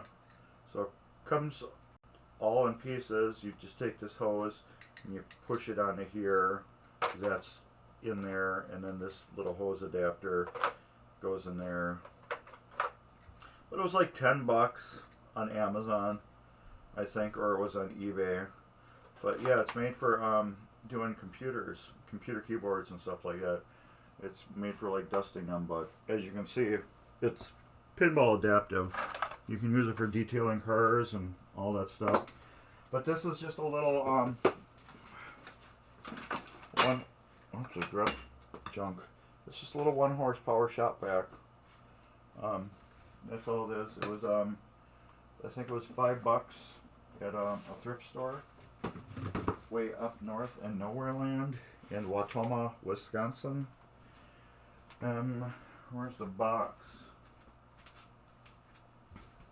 I don't know where the box is. Maybe it was $4.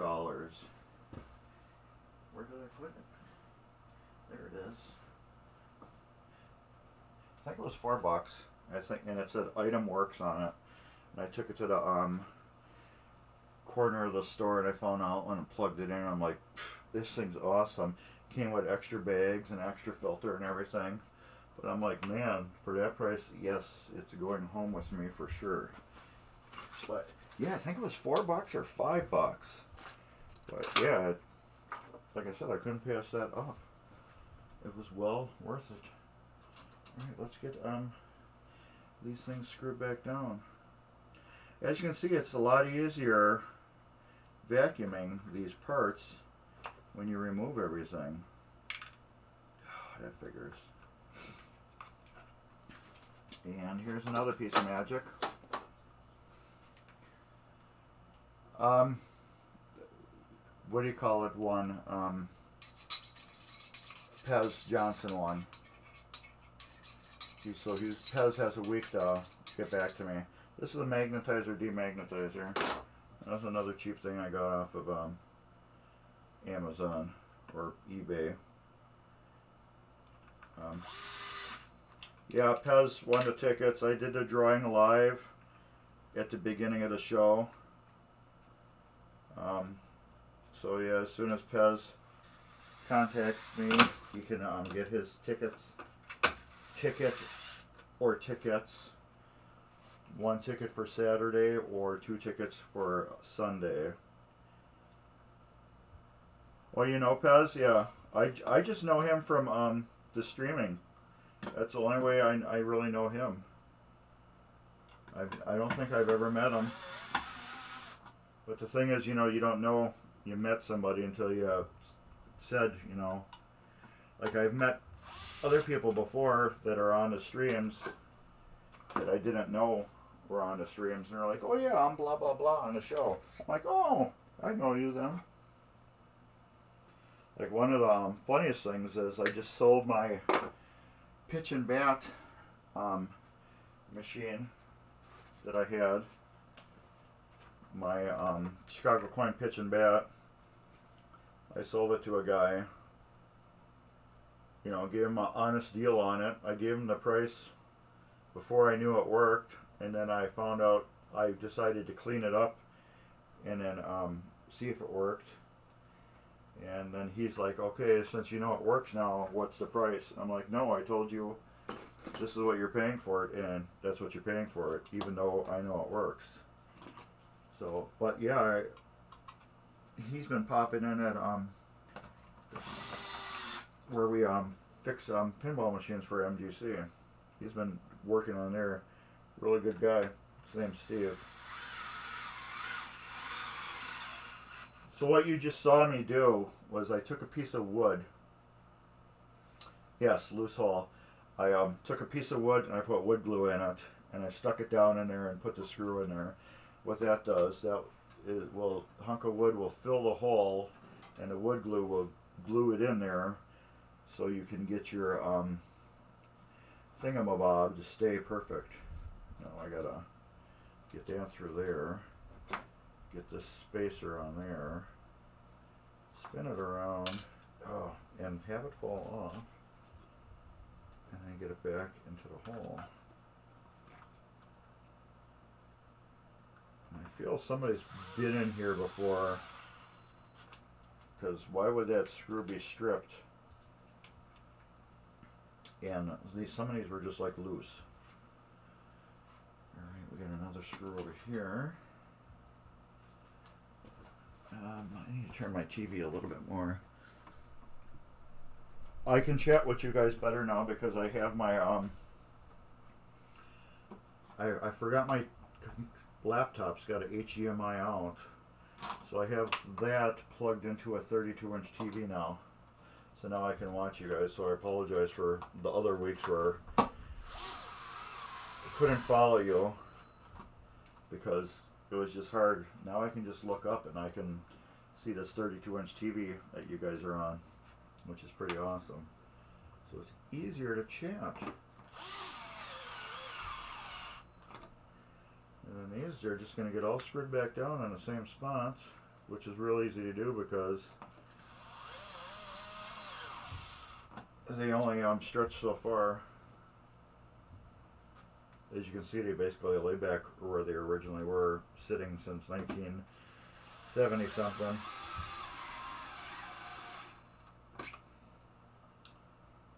So we're almost done with this board. Now we're gonna get onto the play field. I was gonna do more on the play field, but my problem is my I have a Harbor Freight polisher. It's like a grinder, but it's got two polishing wheels on the side, on each side. Well, one on each side, so it's got two polishing wheels. I have been using the hell out of it for polishing all pinball parts, and one of my brushes is just so polishing wheels is just so tore up. I went into Harbor Freight. Excuse me. Went in Harbor Freight to buy a new one, and you would think they sell the polisher, that was on the machine, but no, they sell a really, really super cheap polishing wheel that doesn't even have the same arbor size. So you got a 1/2-inch arbor on your polisher. Oh, why is there paper? Wow, that's weird. So they sell the polisher, and the arbor is 1/2 inch, and the new polisher wheels they sell you are like 5/8, and they come with a cheap aluminum adapter, so you can adapt them to fit on your 1/2 inch. But if you ever did anything like with a drill or whatever, and you have a smaller shaft, like a shaft like that, but then you try putting something on that big, if you don't have it mounted perfectly even, that thing is going to spin around like this, and which is really stupid because you're trying to polish something and you need to be on there real smooth so you can polish it. And if this wheel is spinning around oblong like that, you're trying to go like this to polish it and you can't. So you would think Harbor Freight, they sell a really awesome, grinder style polisher that I have a video on my YouTube channel if you want to see it, where I first use it and fling parts all around my basement. But anyways, you would think that they would sell the exact same polisher with it, and they don't. So while I sat in the store, you know, pissed off that I couldn't get one, I went and ordered one off Amazon. Excuse me. I ate some pizza this morning, and it had really super dry crust. And when I was eating it, I don't know how I did it, but I like breathed in, and I got a chunk of the really super hard part of the crust like flew right down into that part of your throat where, you know, it's like right between your ear gap and your throat.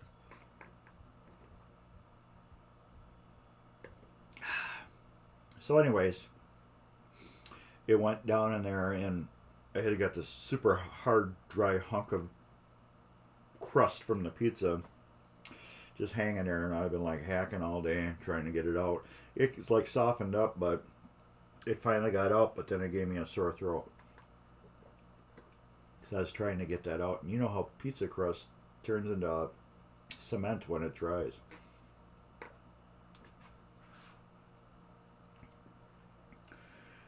Yes, some of the parts at Harbor Freight are just horrible. You're picking and choosing on what you're buying that's good. So really, with Harbor Freight, I'm kind of really, I kind of look at all the stuff. Oh, let me turn that. My wife says I should do this more, which I kind of agree. There we go.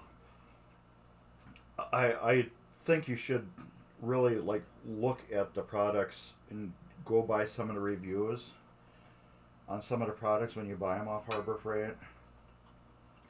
That's why I've been doing more reviews on my YouTube to help people with stuff like that. Like I really like the polisher. It's basically a bench grinder, but on both sides are wheels. So your polisher, you get a light one and then a hard one, you know, for finishing and starting. And then the 6-inch wheel is probably about 3 inches right now. It's just shredded over the years.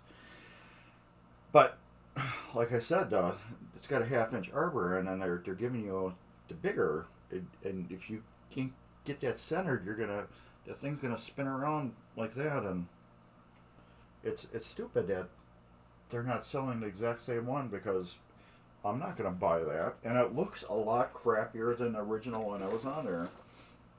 So I bought two with free shipping from Harbor Freight. I mean, from Amazon, you're paying for the shipping. I don't care what they say. It was $12 for two of them, with the correct arbor. So I should be getting them tomorrow, and then I can polish these parts. What do we got here?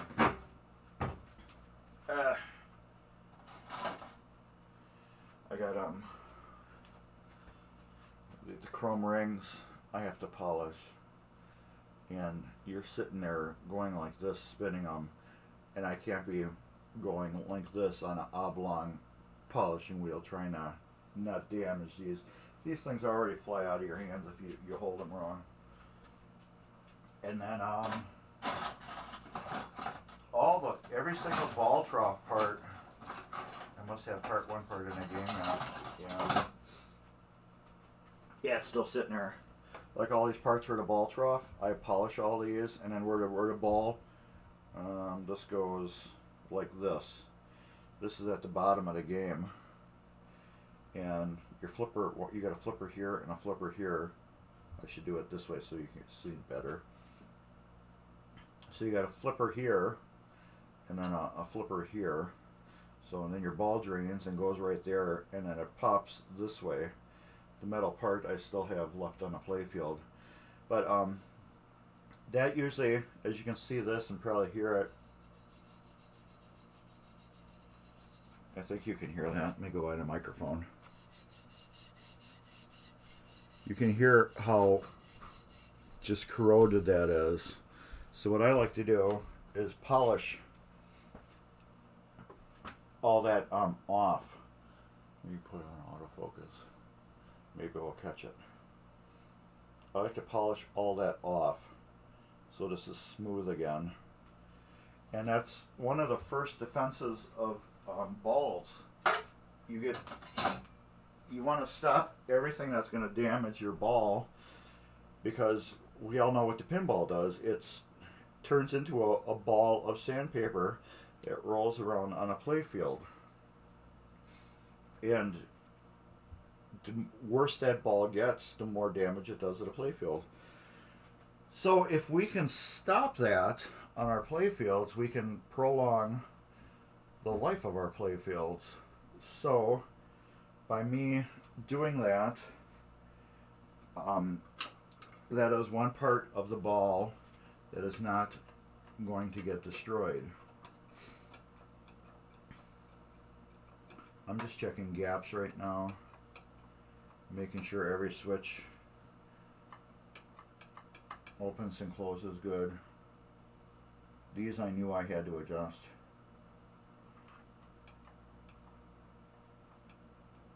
This was melted on the other game. Here, let me turn this back. Bring it up. And bring this down. I think we're set there. What do you guys like my shirt? TurboGrafx7, they're on Twitch. Check them out. TurboGrafx7.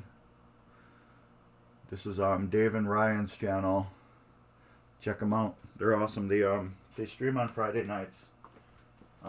They do pinball streaming. They always have guests. Can you put Mylar on there? I probably wouldn't.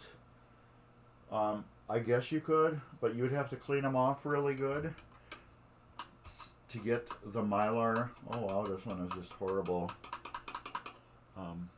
You'd have to clean them off really good to get the Mylar on there anyways.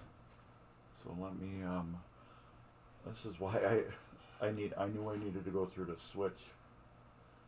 the switches. Get my big gut in there. Tight. Okay. Manual focus.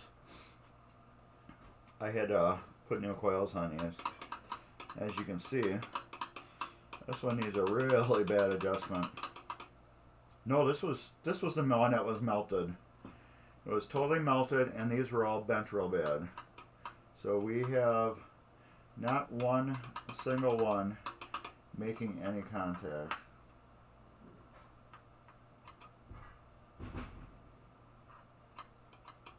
Okay, that one's good.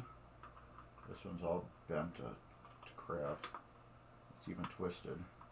I'm going to bring that over here like that. Get a little gap on it. Okay, we got movement on those two.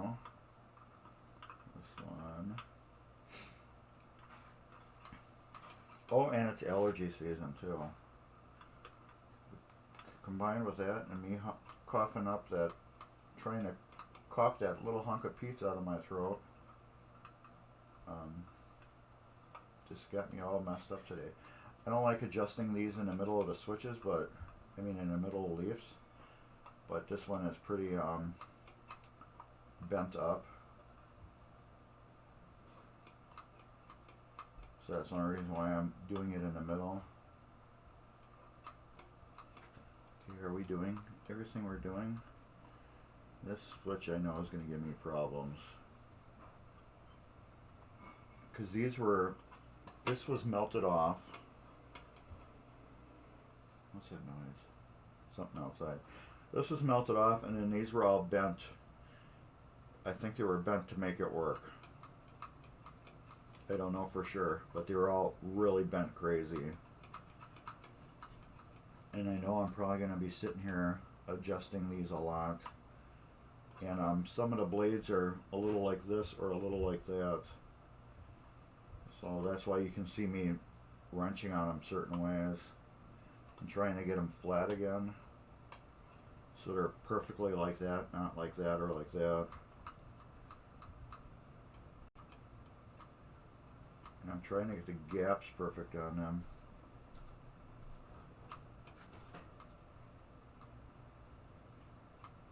I want everyone to get that little swing when it closes. This, you know, this one's a little pressure that way.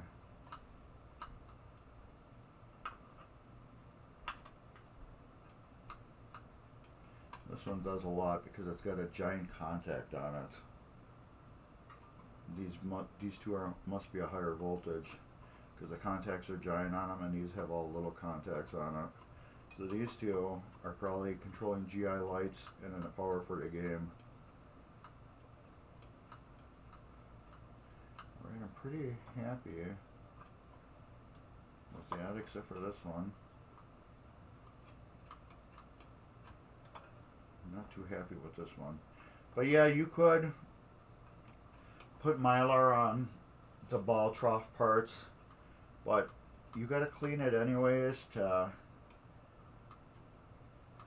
you know, get the Mylar on it. So if you do a nice polish on it with, you know, a little wax on afterwards, I think you'll be set where you don't have to worry about it.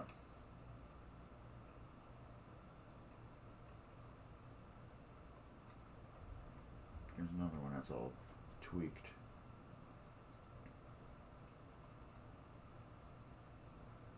Not straight anymore. Come on, straighten up. Like I said, I don't like bending these in the middle, but sometimes you got to do that in the middle to get them straight again. Oh, I should put this back out on wide so you guys can see what I'm doing. Yeah, they're all a little off and bent wrong.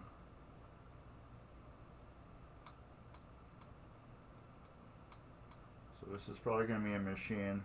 I keep these machines a week after I do them because I expect I'm going to have to mess around with leaves and adjust them because it's only natural on an EM to do this, because these things just get out of whack, especially when you've been playing with them like me, going through and cleaning them and everything. You're going to get a little bit of them out of whack. They've got a gap in it, I can tell.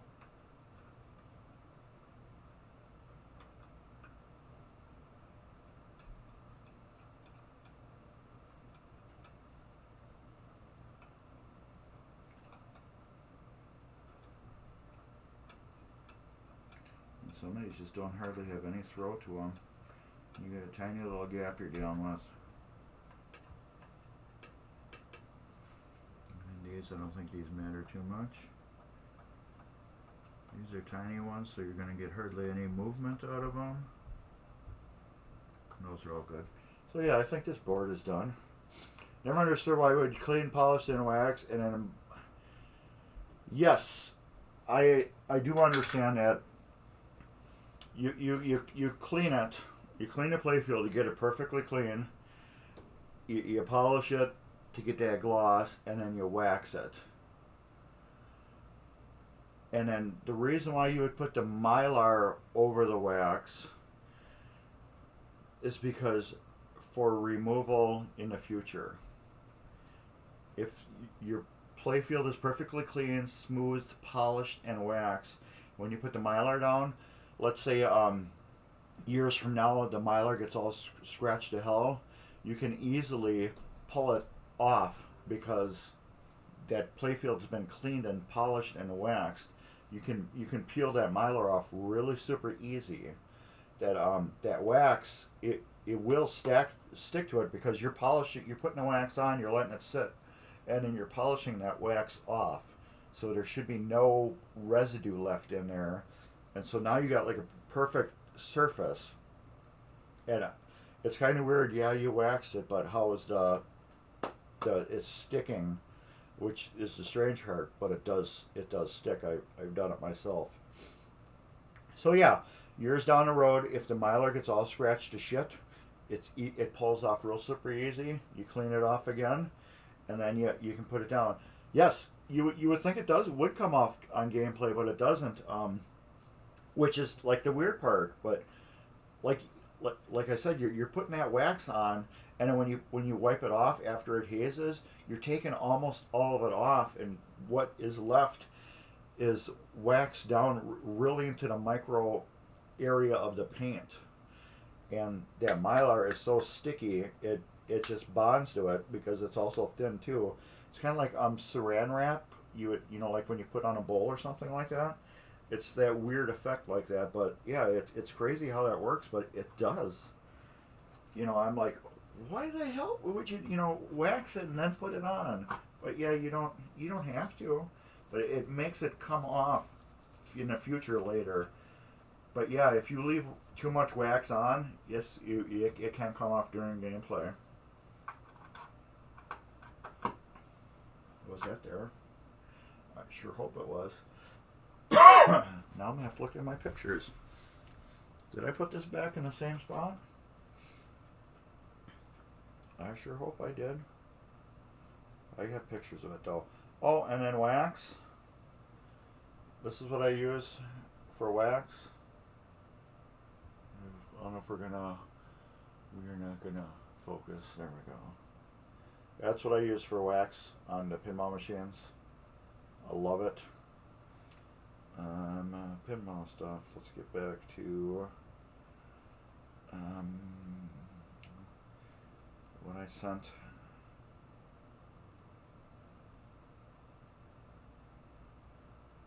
Customer. Okay, I did put it in the right spot.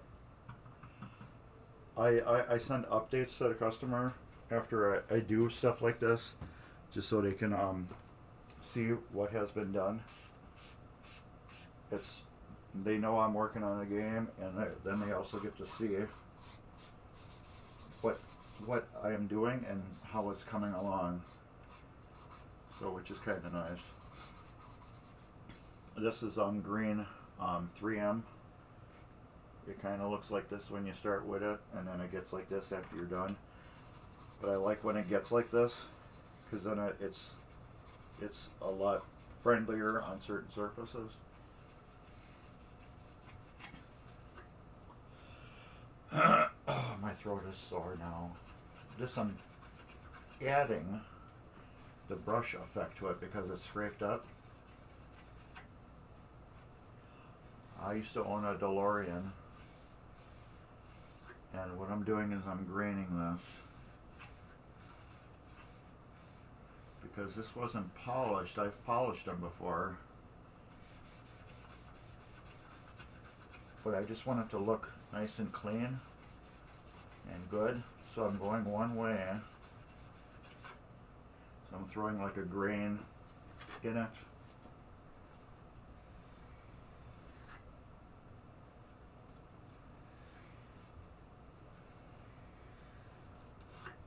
There. It just makes it look a little nicer in the end. So if you go like this, you'll see all the swirl marks in it. But if you go like that, it cleans it, but then it looks like it should be like that. But you can take this off and put a high polish on it, and it looks pretty sweet. Like I said, I've done that before. But yeah, we are done with this. I will have to go through it, clean the Jones plugs later on, and then clean out the machine. Yes, I do have to. Well, let's clean these together.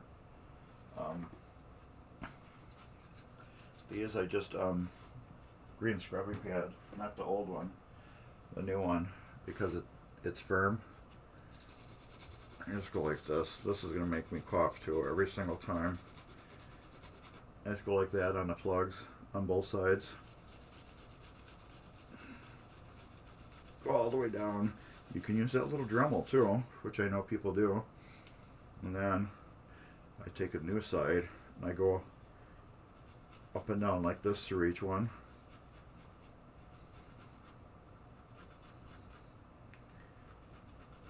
Now Jones plugs, they only grab on 3 contacts. That's too down for. They only grab on 3 parts of the male plug. They grab on the outside, and then they grab on each side. They don't grab in the middle. So I never clean the middle unless they're really whacked out. You can go like this. Give it that, and then it's done. You don't have to worry about it. But I'll just do it anyways. But yeah, I just go like this on them. It looks like I might have cleaned these. Somebody did. Somebody did. Once before. They really cleaned them. They took the color right off of them.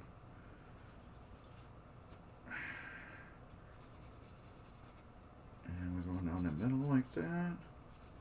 On each one. Got 3 more to do, 2 more, 1 more, and this is done.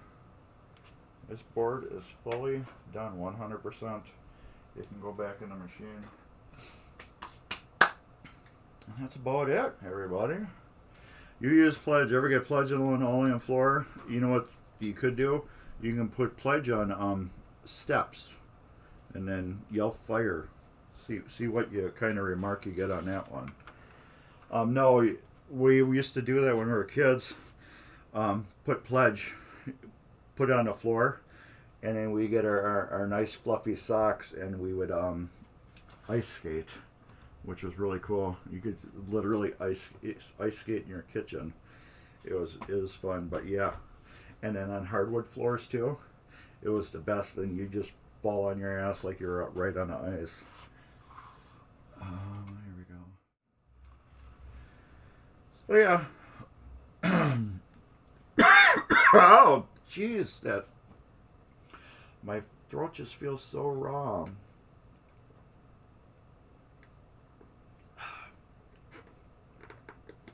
This is the crack. Do you clean a female Jones? I usually don't.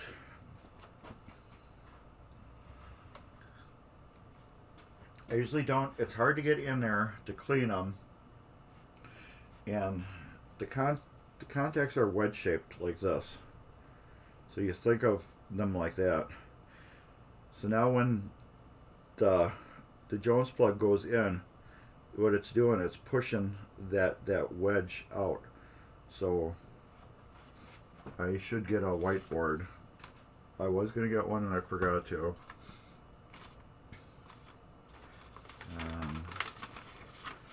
Piece of paper.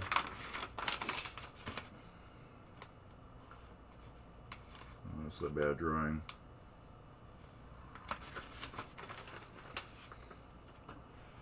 This is the female plugs right here. Right there, that's a female plug. And then this is the male plug right there. When it goes down, it actually moves these. So the ends right in here is going to scrape this plug as it goes down. So in theory, these should self-clean as this goes down and spreads these apart. But you can, let me get back to the other camera. You can go on these plugs. I don't know if you can see, you can't really see too good. But you can use a screwdriver and go on each side of the plug and tighten them up. If you look at the side of the... Ooh, do I have those here? Yes, I do. Awesome, I didn't get rid of them. This is really good that you're asking us, because I have actually these here, which is perfect. Here's a Jones plug. These contacts right in here, I'm going to bring this down a little bit. And there we go, we're focused. These right here, you can take these and push them a little tighter. So we got this one right here. Now watch when I put the Jones plug into this one. Watch right here.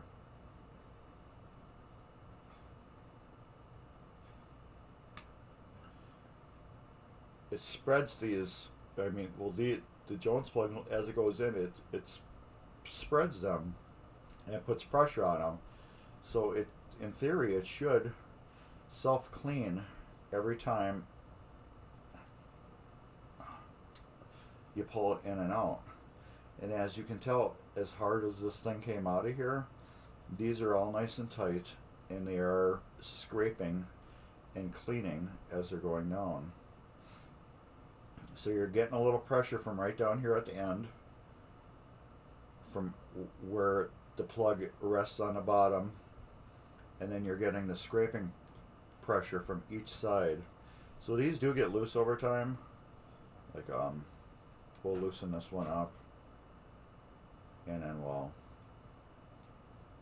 get it really whacked out, and then we'll make this one super tight. There. You can kind of see the difference. This one gap is bigger than this one.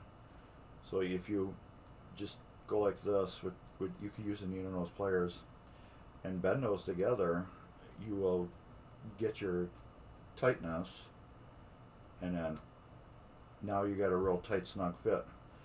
So yeah, by these being tight, it's scraping the Jones plug, and it should work. Now when you take these in and out on a game and they come out real super easy and loose, these are all stretched. So if you go through and you push all these down, you should get rid of a lot of flickering and any issues on your game, which will do. Or sometimes these plugs are hollow, as you can see in this one. See, that's hollow. The wire just goes down there and they fill it up with solder. You can just go with your soldering iron and heat up each top to get them to remelt down inside, and that will and to show the close up of the Dremel bit.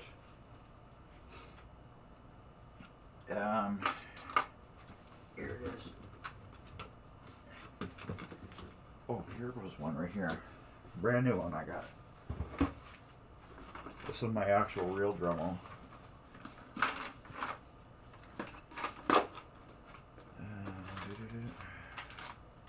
These are the Dremel bits.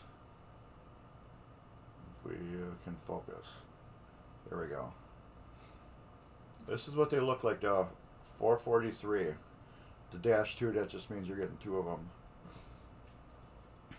But do I have one out? No, these are sealed, but I'll show you what they look like after you use them, if I don't have everything tangled up. This is what they turn into.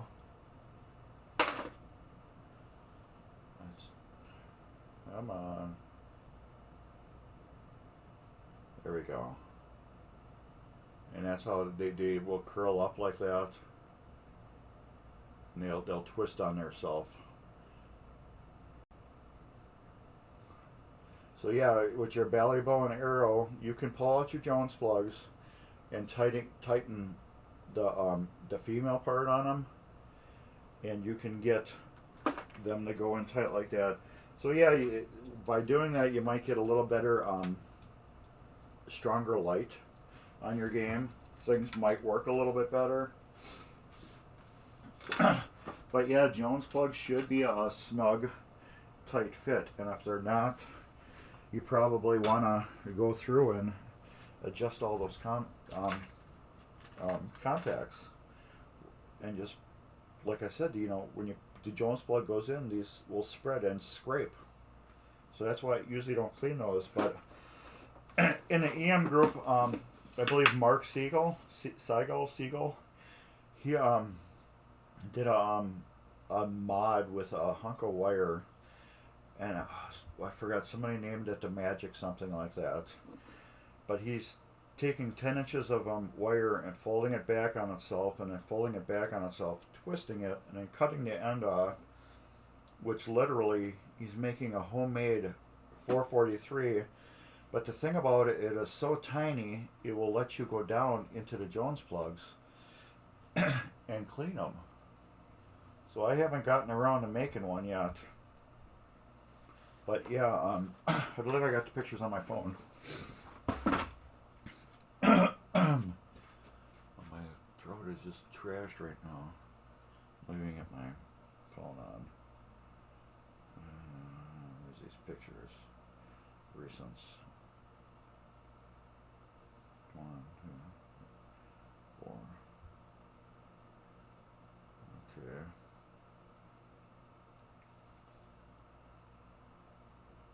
So this is what he's starting out with. I got my TV blocking my other TV, so I can't see my screen. I have to, there we go. So he's stripping a wire back that far. So that's what, 10 inches right there? 9 inches? Yeah, 10 inches. So he's doing that. Now he's folding it back on itself like that. So he's doing that. And then he twists it. So he's got it twisted like that.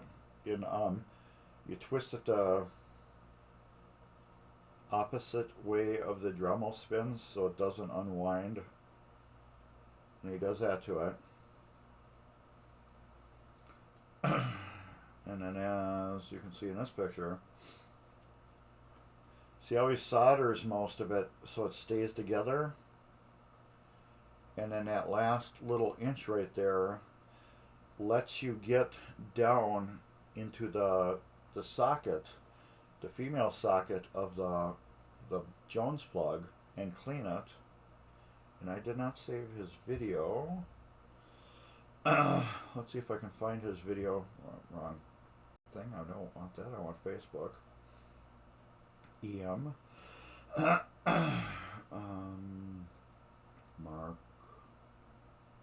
Mark Siegel. Okay.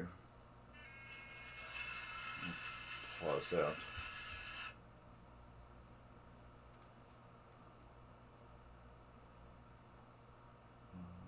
Come on, you can focus. Let's get you right more in the middle.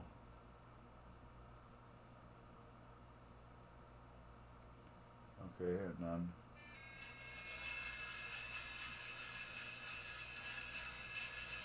see how tiny that is? Then he uses the brush to clean outside.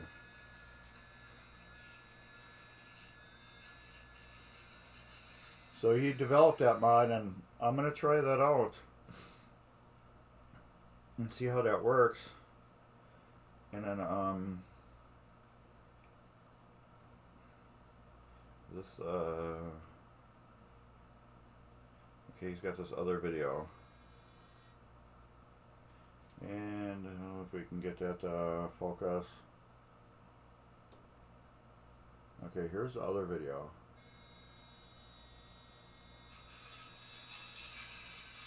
You can go right through a switch stack, like on a Gottlieb.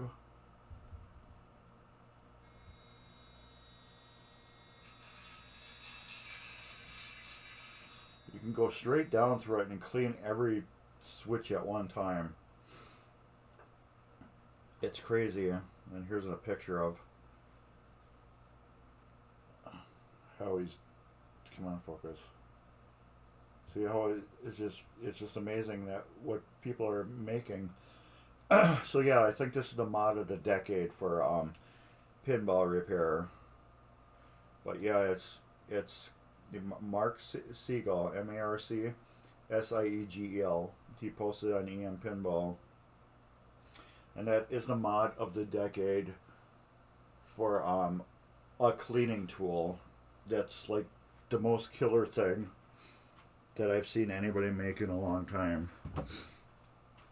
So yeah, it lets you get straight down like on Gottlieb. We all know those are a pain in the butt for their score motors, the way they spin around this way, and then they got the switch stacks all around like that. They're a pain in the butt, but this tool, you can make it as long as you want, and it will let you go right through that. You can clean every female Jones plug, because otherwise you gotta use like a 17 caliber pew pew cleaning tool. I don't know if you can use that language on Twitter or not, but it's a 17 caliber pew pew cleaning tool, and I think you can get down in there too. I have bought one in the past, and I tried it a little bit, and it tore stuff up, and I didn't like it the way it did it, so I stopped using it. But anyways, let me flip this back. No, we want this one. We want this one. I really need to get a stream tab thing. Thingamabobber. Let me tilt that up. Do you like my whirlwind I got? Right here? I screwed with a lot of people, and I told everybody I got a free whirlwind. You're like, you got a free whirlwind? I'm like, yeah, I got a free whirlwind last night. Look at that. It's just a translate, but it's a free whirlwind if you want to look at it the way I did. And then I got a free Baywatch too. I have to hang this one up. I don't know where I'm going to hang it though. But I don't know if any of you guys ever seen Baywatch before. You've seen the TV show, right? So you can imagine what a Baywatch translate looks like.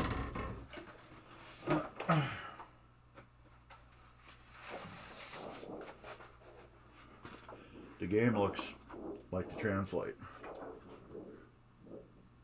So yeah, the Baywatch translate. I need to hang that up too. And I got what else? I gotta get my back glasses hung up too. I have several different back glasses I want to hang up. I have Flight 2000, a Twinkie, a Superstar. I can't remember the other one. Flight 2000, Twinkie, Superstar. I think I have another one, but I have to make frames for them so they can hang on a wall. These you can kind of like stick on the wall and they hang. Like this one is just 1, 2, 3, 4, 5 thumbtacks, and it hangs on the wall. But I don't know. I have to put that Baywatch in a different part of the basement that everybody can't see because it's a little racy.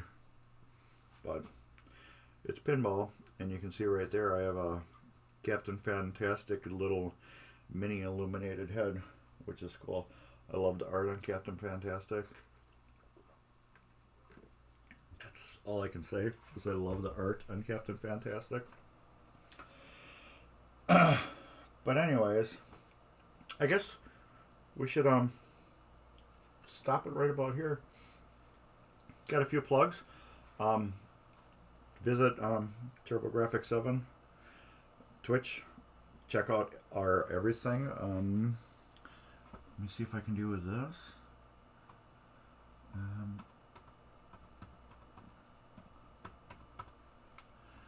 There's our stream schedule for Twitch.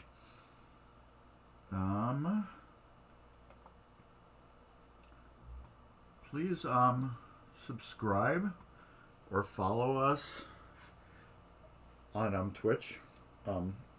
That's my link I put up there. If you can go to my YouTube channel, watch my videos, and please subscribe, I would really love that. I have 250 videos right now, And then I have a Williams Taxi that's literally next week is the last video for that series. And then I have a Williams Star Action, which is like triple action. That will be a start to finish video. I think there's probably 20 videos that will be on that. And then after that is a Chicago Coin Casino. You don't see a lot of repair videos for Chicago Coin. Nobody likes Chicago Coin. I like Chicago Coin because they're odd, different, and they give you a headache. Like one of the weeks was the headache, and that was Chicago Coin. That game gave me a headache. I created a couple of headaches. But the Chicago Coin to me is like Gottlieb. They run like a Ferrari when they're perfect, run beautiful like a Ferrari, but then they crash like a Ferrari. And then you know how hard it is to fix Ferraris, and that's, I believe, Gottlieb and Chicago Coin are the same. Now Williams, I love Williams. I love their leaves in them, the way how thick they are. Yeah, I think I'm gonna actually go tomorrow and pick up a whiteboard, because my wife keeps telling me you need to put your projects on there. You need to do this for that, and it's just cooler. I think I need to get a whiteboard.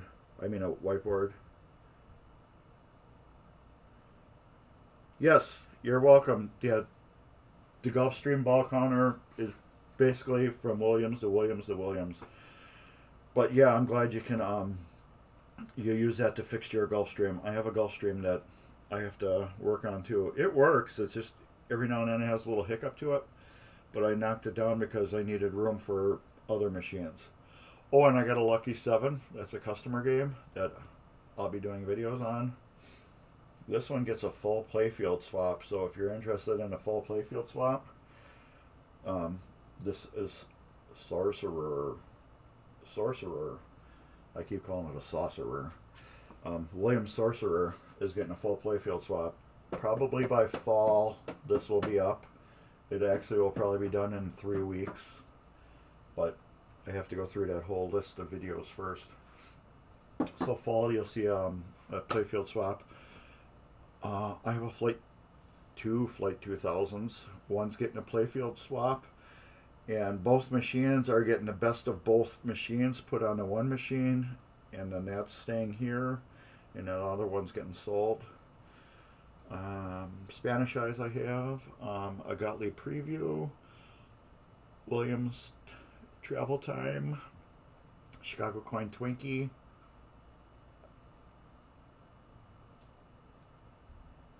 I don't know what else I have.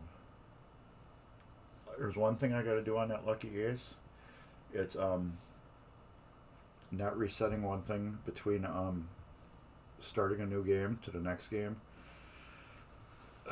So yeah, I got and then I got my Hurricane. I'm waiting for the boards to get back with the Lucky 7 boards. Well, the one board for Hurricane and then the 2 Lucky 7 boards. I'm waiting for those to come back, and then I'm gonna LED that Hurricane and sell it. I think that's about it. I'm rambling on now, and I probably should shut up because I'm just rambling. But anyways, yes, the reason why I like Williams is because I like their leaf switches. They used a thicker leaf, so when you adjust them, they kind of stay adjusted really neat, and they're long. Gottlieb uses these real tiny leaves that you have to adjust perfectly because they only move just, a little bit. So you have to get them just perfectly. That's why I said they run like a Ferrari. They got these tight, close tolerances, and they do an awesome job. But when you get one that's just not tuned right, it doesn't want to do its thing. Bally, their leaf switches, I feel, are too thin, and they move real freely, but I don't feel they have that strength stay where I like them. So, but I like Bally. Bally's a good game, but it's like Williams, Bally, and then everything else. So as you notice, most of my games are Williams. Williams Hurricane, Williams Grand Prix, Williams Gulfstream, Williams Lucky Ace. This game here, it's not mine, but it's a Williams Straight Flush. Williams Spanish Eye, Williams Travel Time. Then I have the Stern Beetles, the two Stern Flight 2000s. Oh yeah, I have a Stern Wildfire. You could be playing Wildfire. I have a Stern Wildfire too, which will be a project. That's gonna be a crazy one. It's fully working. It's just since that song, I have to make a video about that song about playing Wildfire. So, anyways, I'm rambling again. And I think that's about it. Yeah, I got the Wildfire out in the garage. Oh yeah, I have another Superstar, Williams Superstar. I sold my first one because everybody said that game sucked. So I sold it before I played it. And then I already had it sold, and when I sell a game, it's sold no matter what. I don't say, no, I'm not selling it now. I sold it already. So I shopped the whole game, and then I delivered it, even though I loved the game. So I got another Superstar that's even in better condition that I'm going to do. And no, it has just like disappeared. So yeah, if you see him, he's got a week to contact me. If he doesn't contact marksbasementarcade@gmail.com in a week, Steve gets it. I did the whole online thing. So Pez, he won. So he's got a week to contact me. I'll be putting a video up on YouTube, and if he doesn't contact me by next week's show, Steve wins. He's going to get the ticket or tickets. So Pez won one ticket for Saturday or 2 tickets for Sunday for MGC. So yeah, if you tell him, he's got till next Wednesday. Yes, there you go. That will work. So anyways, I hope everybody had a blast today. I hope I gave you some information that will help you. I hope you enjoyed watching what I did. And I do it for your entertainment and hoping that you can get something out of it, or if you give me tips through chat and I learn something, which is cool. So hopefully this did help you, and if you just wanted to chat and shoot the poop, but yeah, I love chatting with you guys, and it's a fun time. So, and once again, paste and chat. There you go. Oh yeah, I know you enjoyed watching me, designer. I know you did. Because you tell me every time I'm done with my stream, yes, you had a great stream today. Yes, I put a link in for my YouTube channel. Please subscribe. So that helps me out. I think I'm at 798 subscribers right now. So your favorite Dremel tool is abrasive bullets. Look them up. I will check that out. Let me do it right now so I don't forget.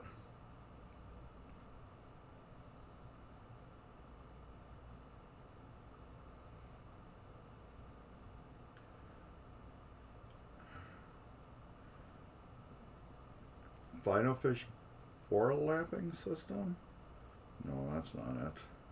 Is it made by Dremel, or are they Dremel? Oh, okay, I see what you're talking about. Yeah, they look just like the projectile bullet. I see. Yeah. Dremel 516 abrasive point bullet shape. I see. Yeah, you can get in there and really grind and clean stuff up and sculpt as you're going in it. Yes. Yes, I can see where that will come in for doing some really good work. I think like what do you call it? I had a friend that ports superchargers, and he uses a bit similar like that, so he can get in there and get the nice turn for dropping down into the rotors on a supercharger. Yeah, lamp sockets, all that cool stuff.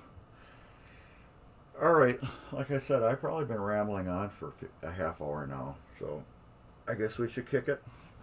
I'm hungry. I'd like to eat.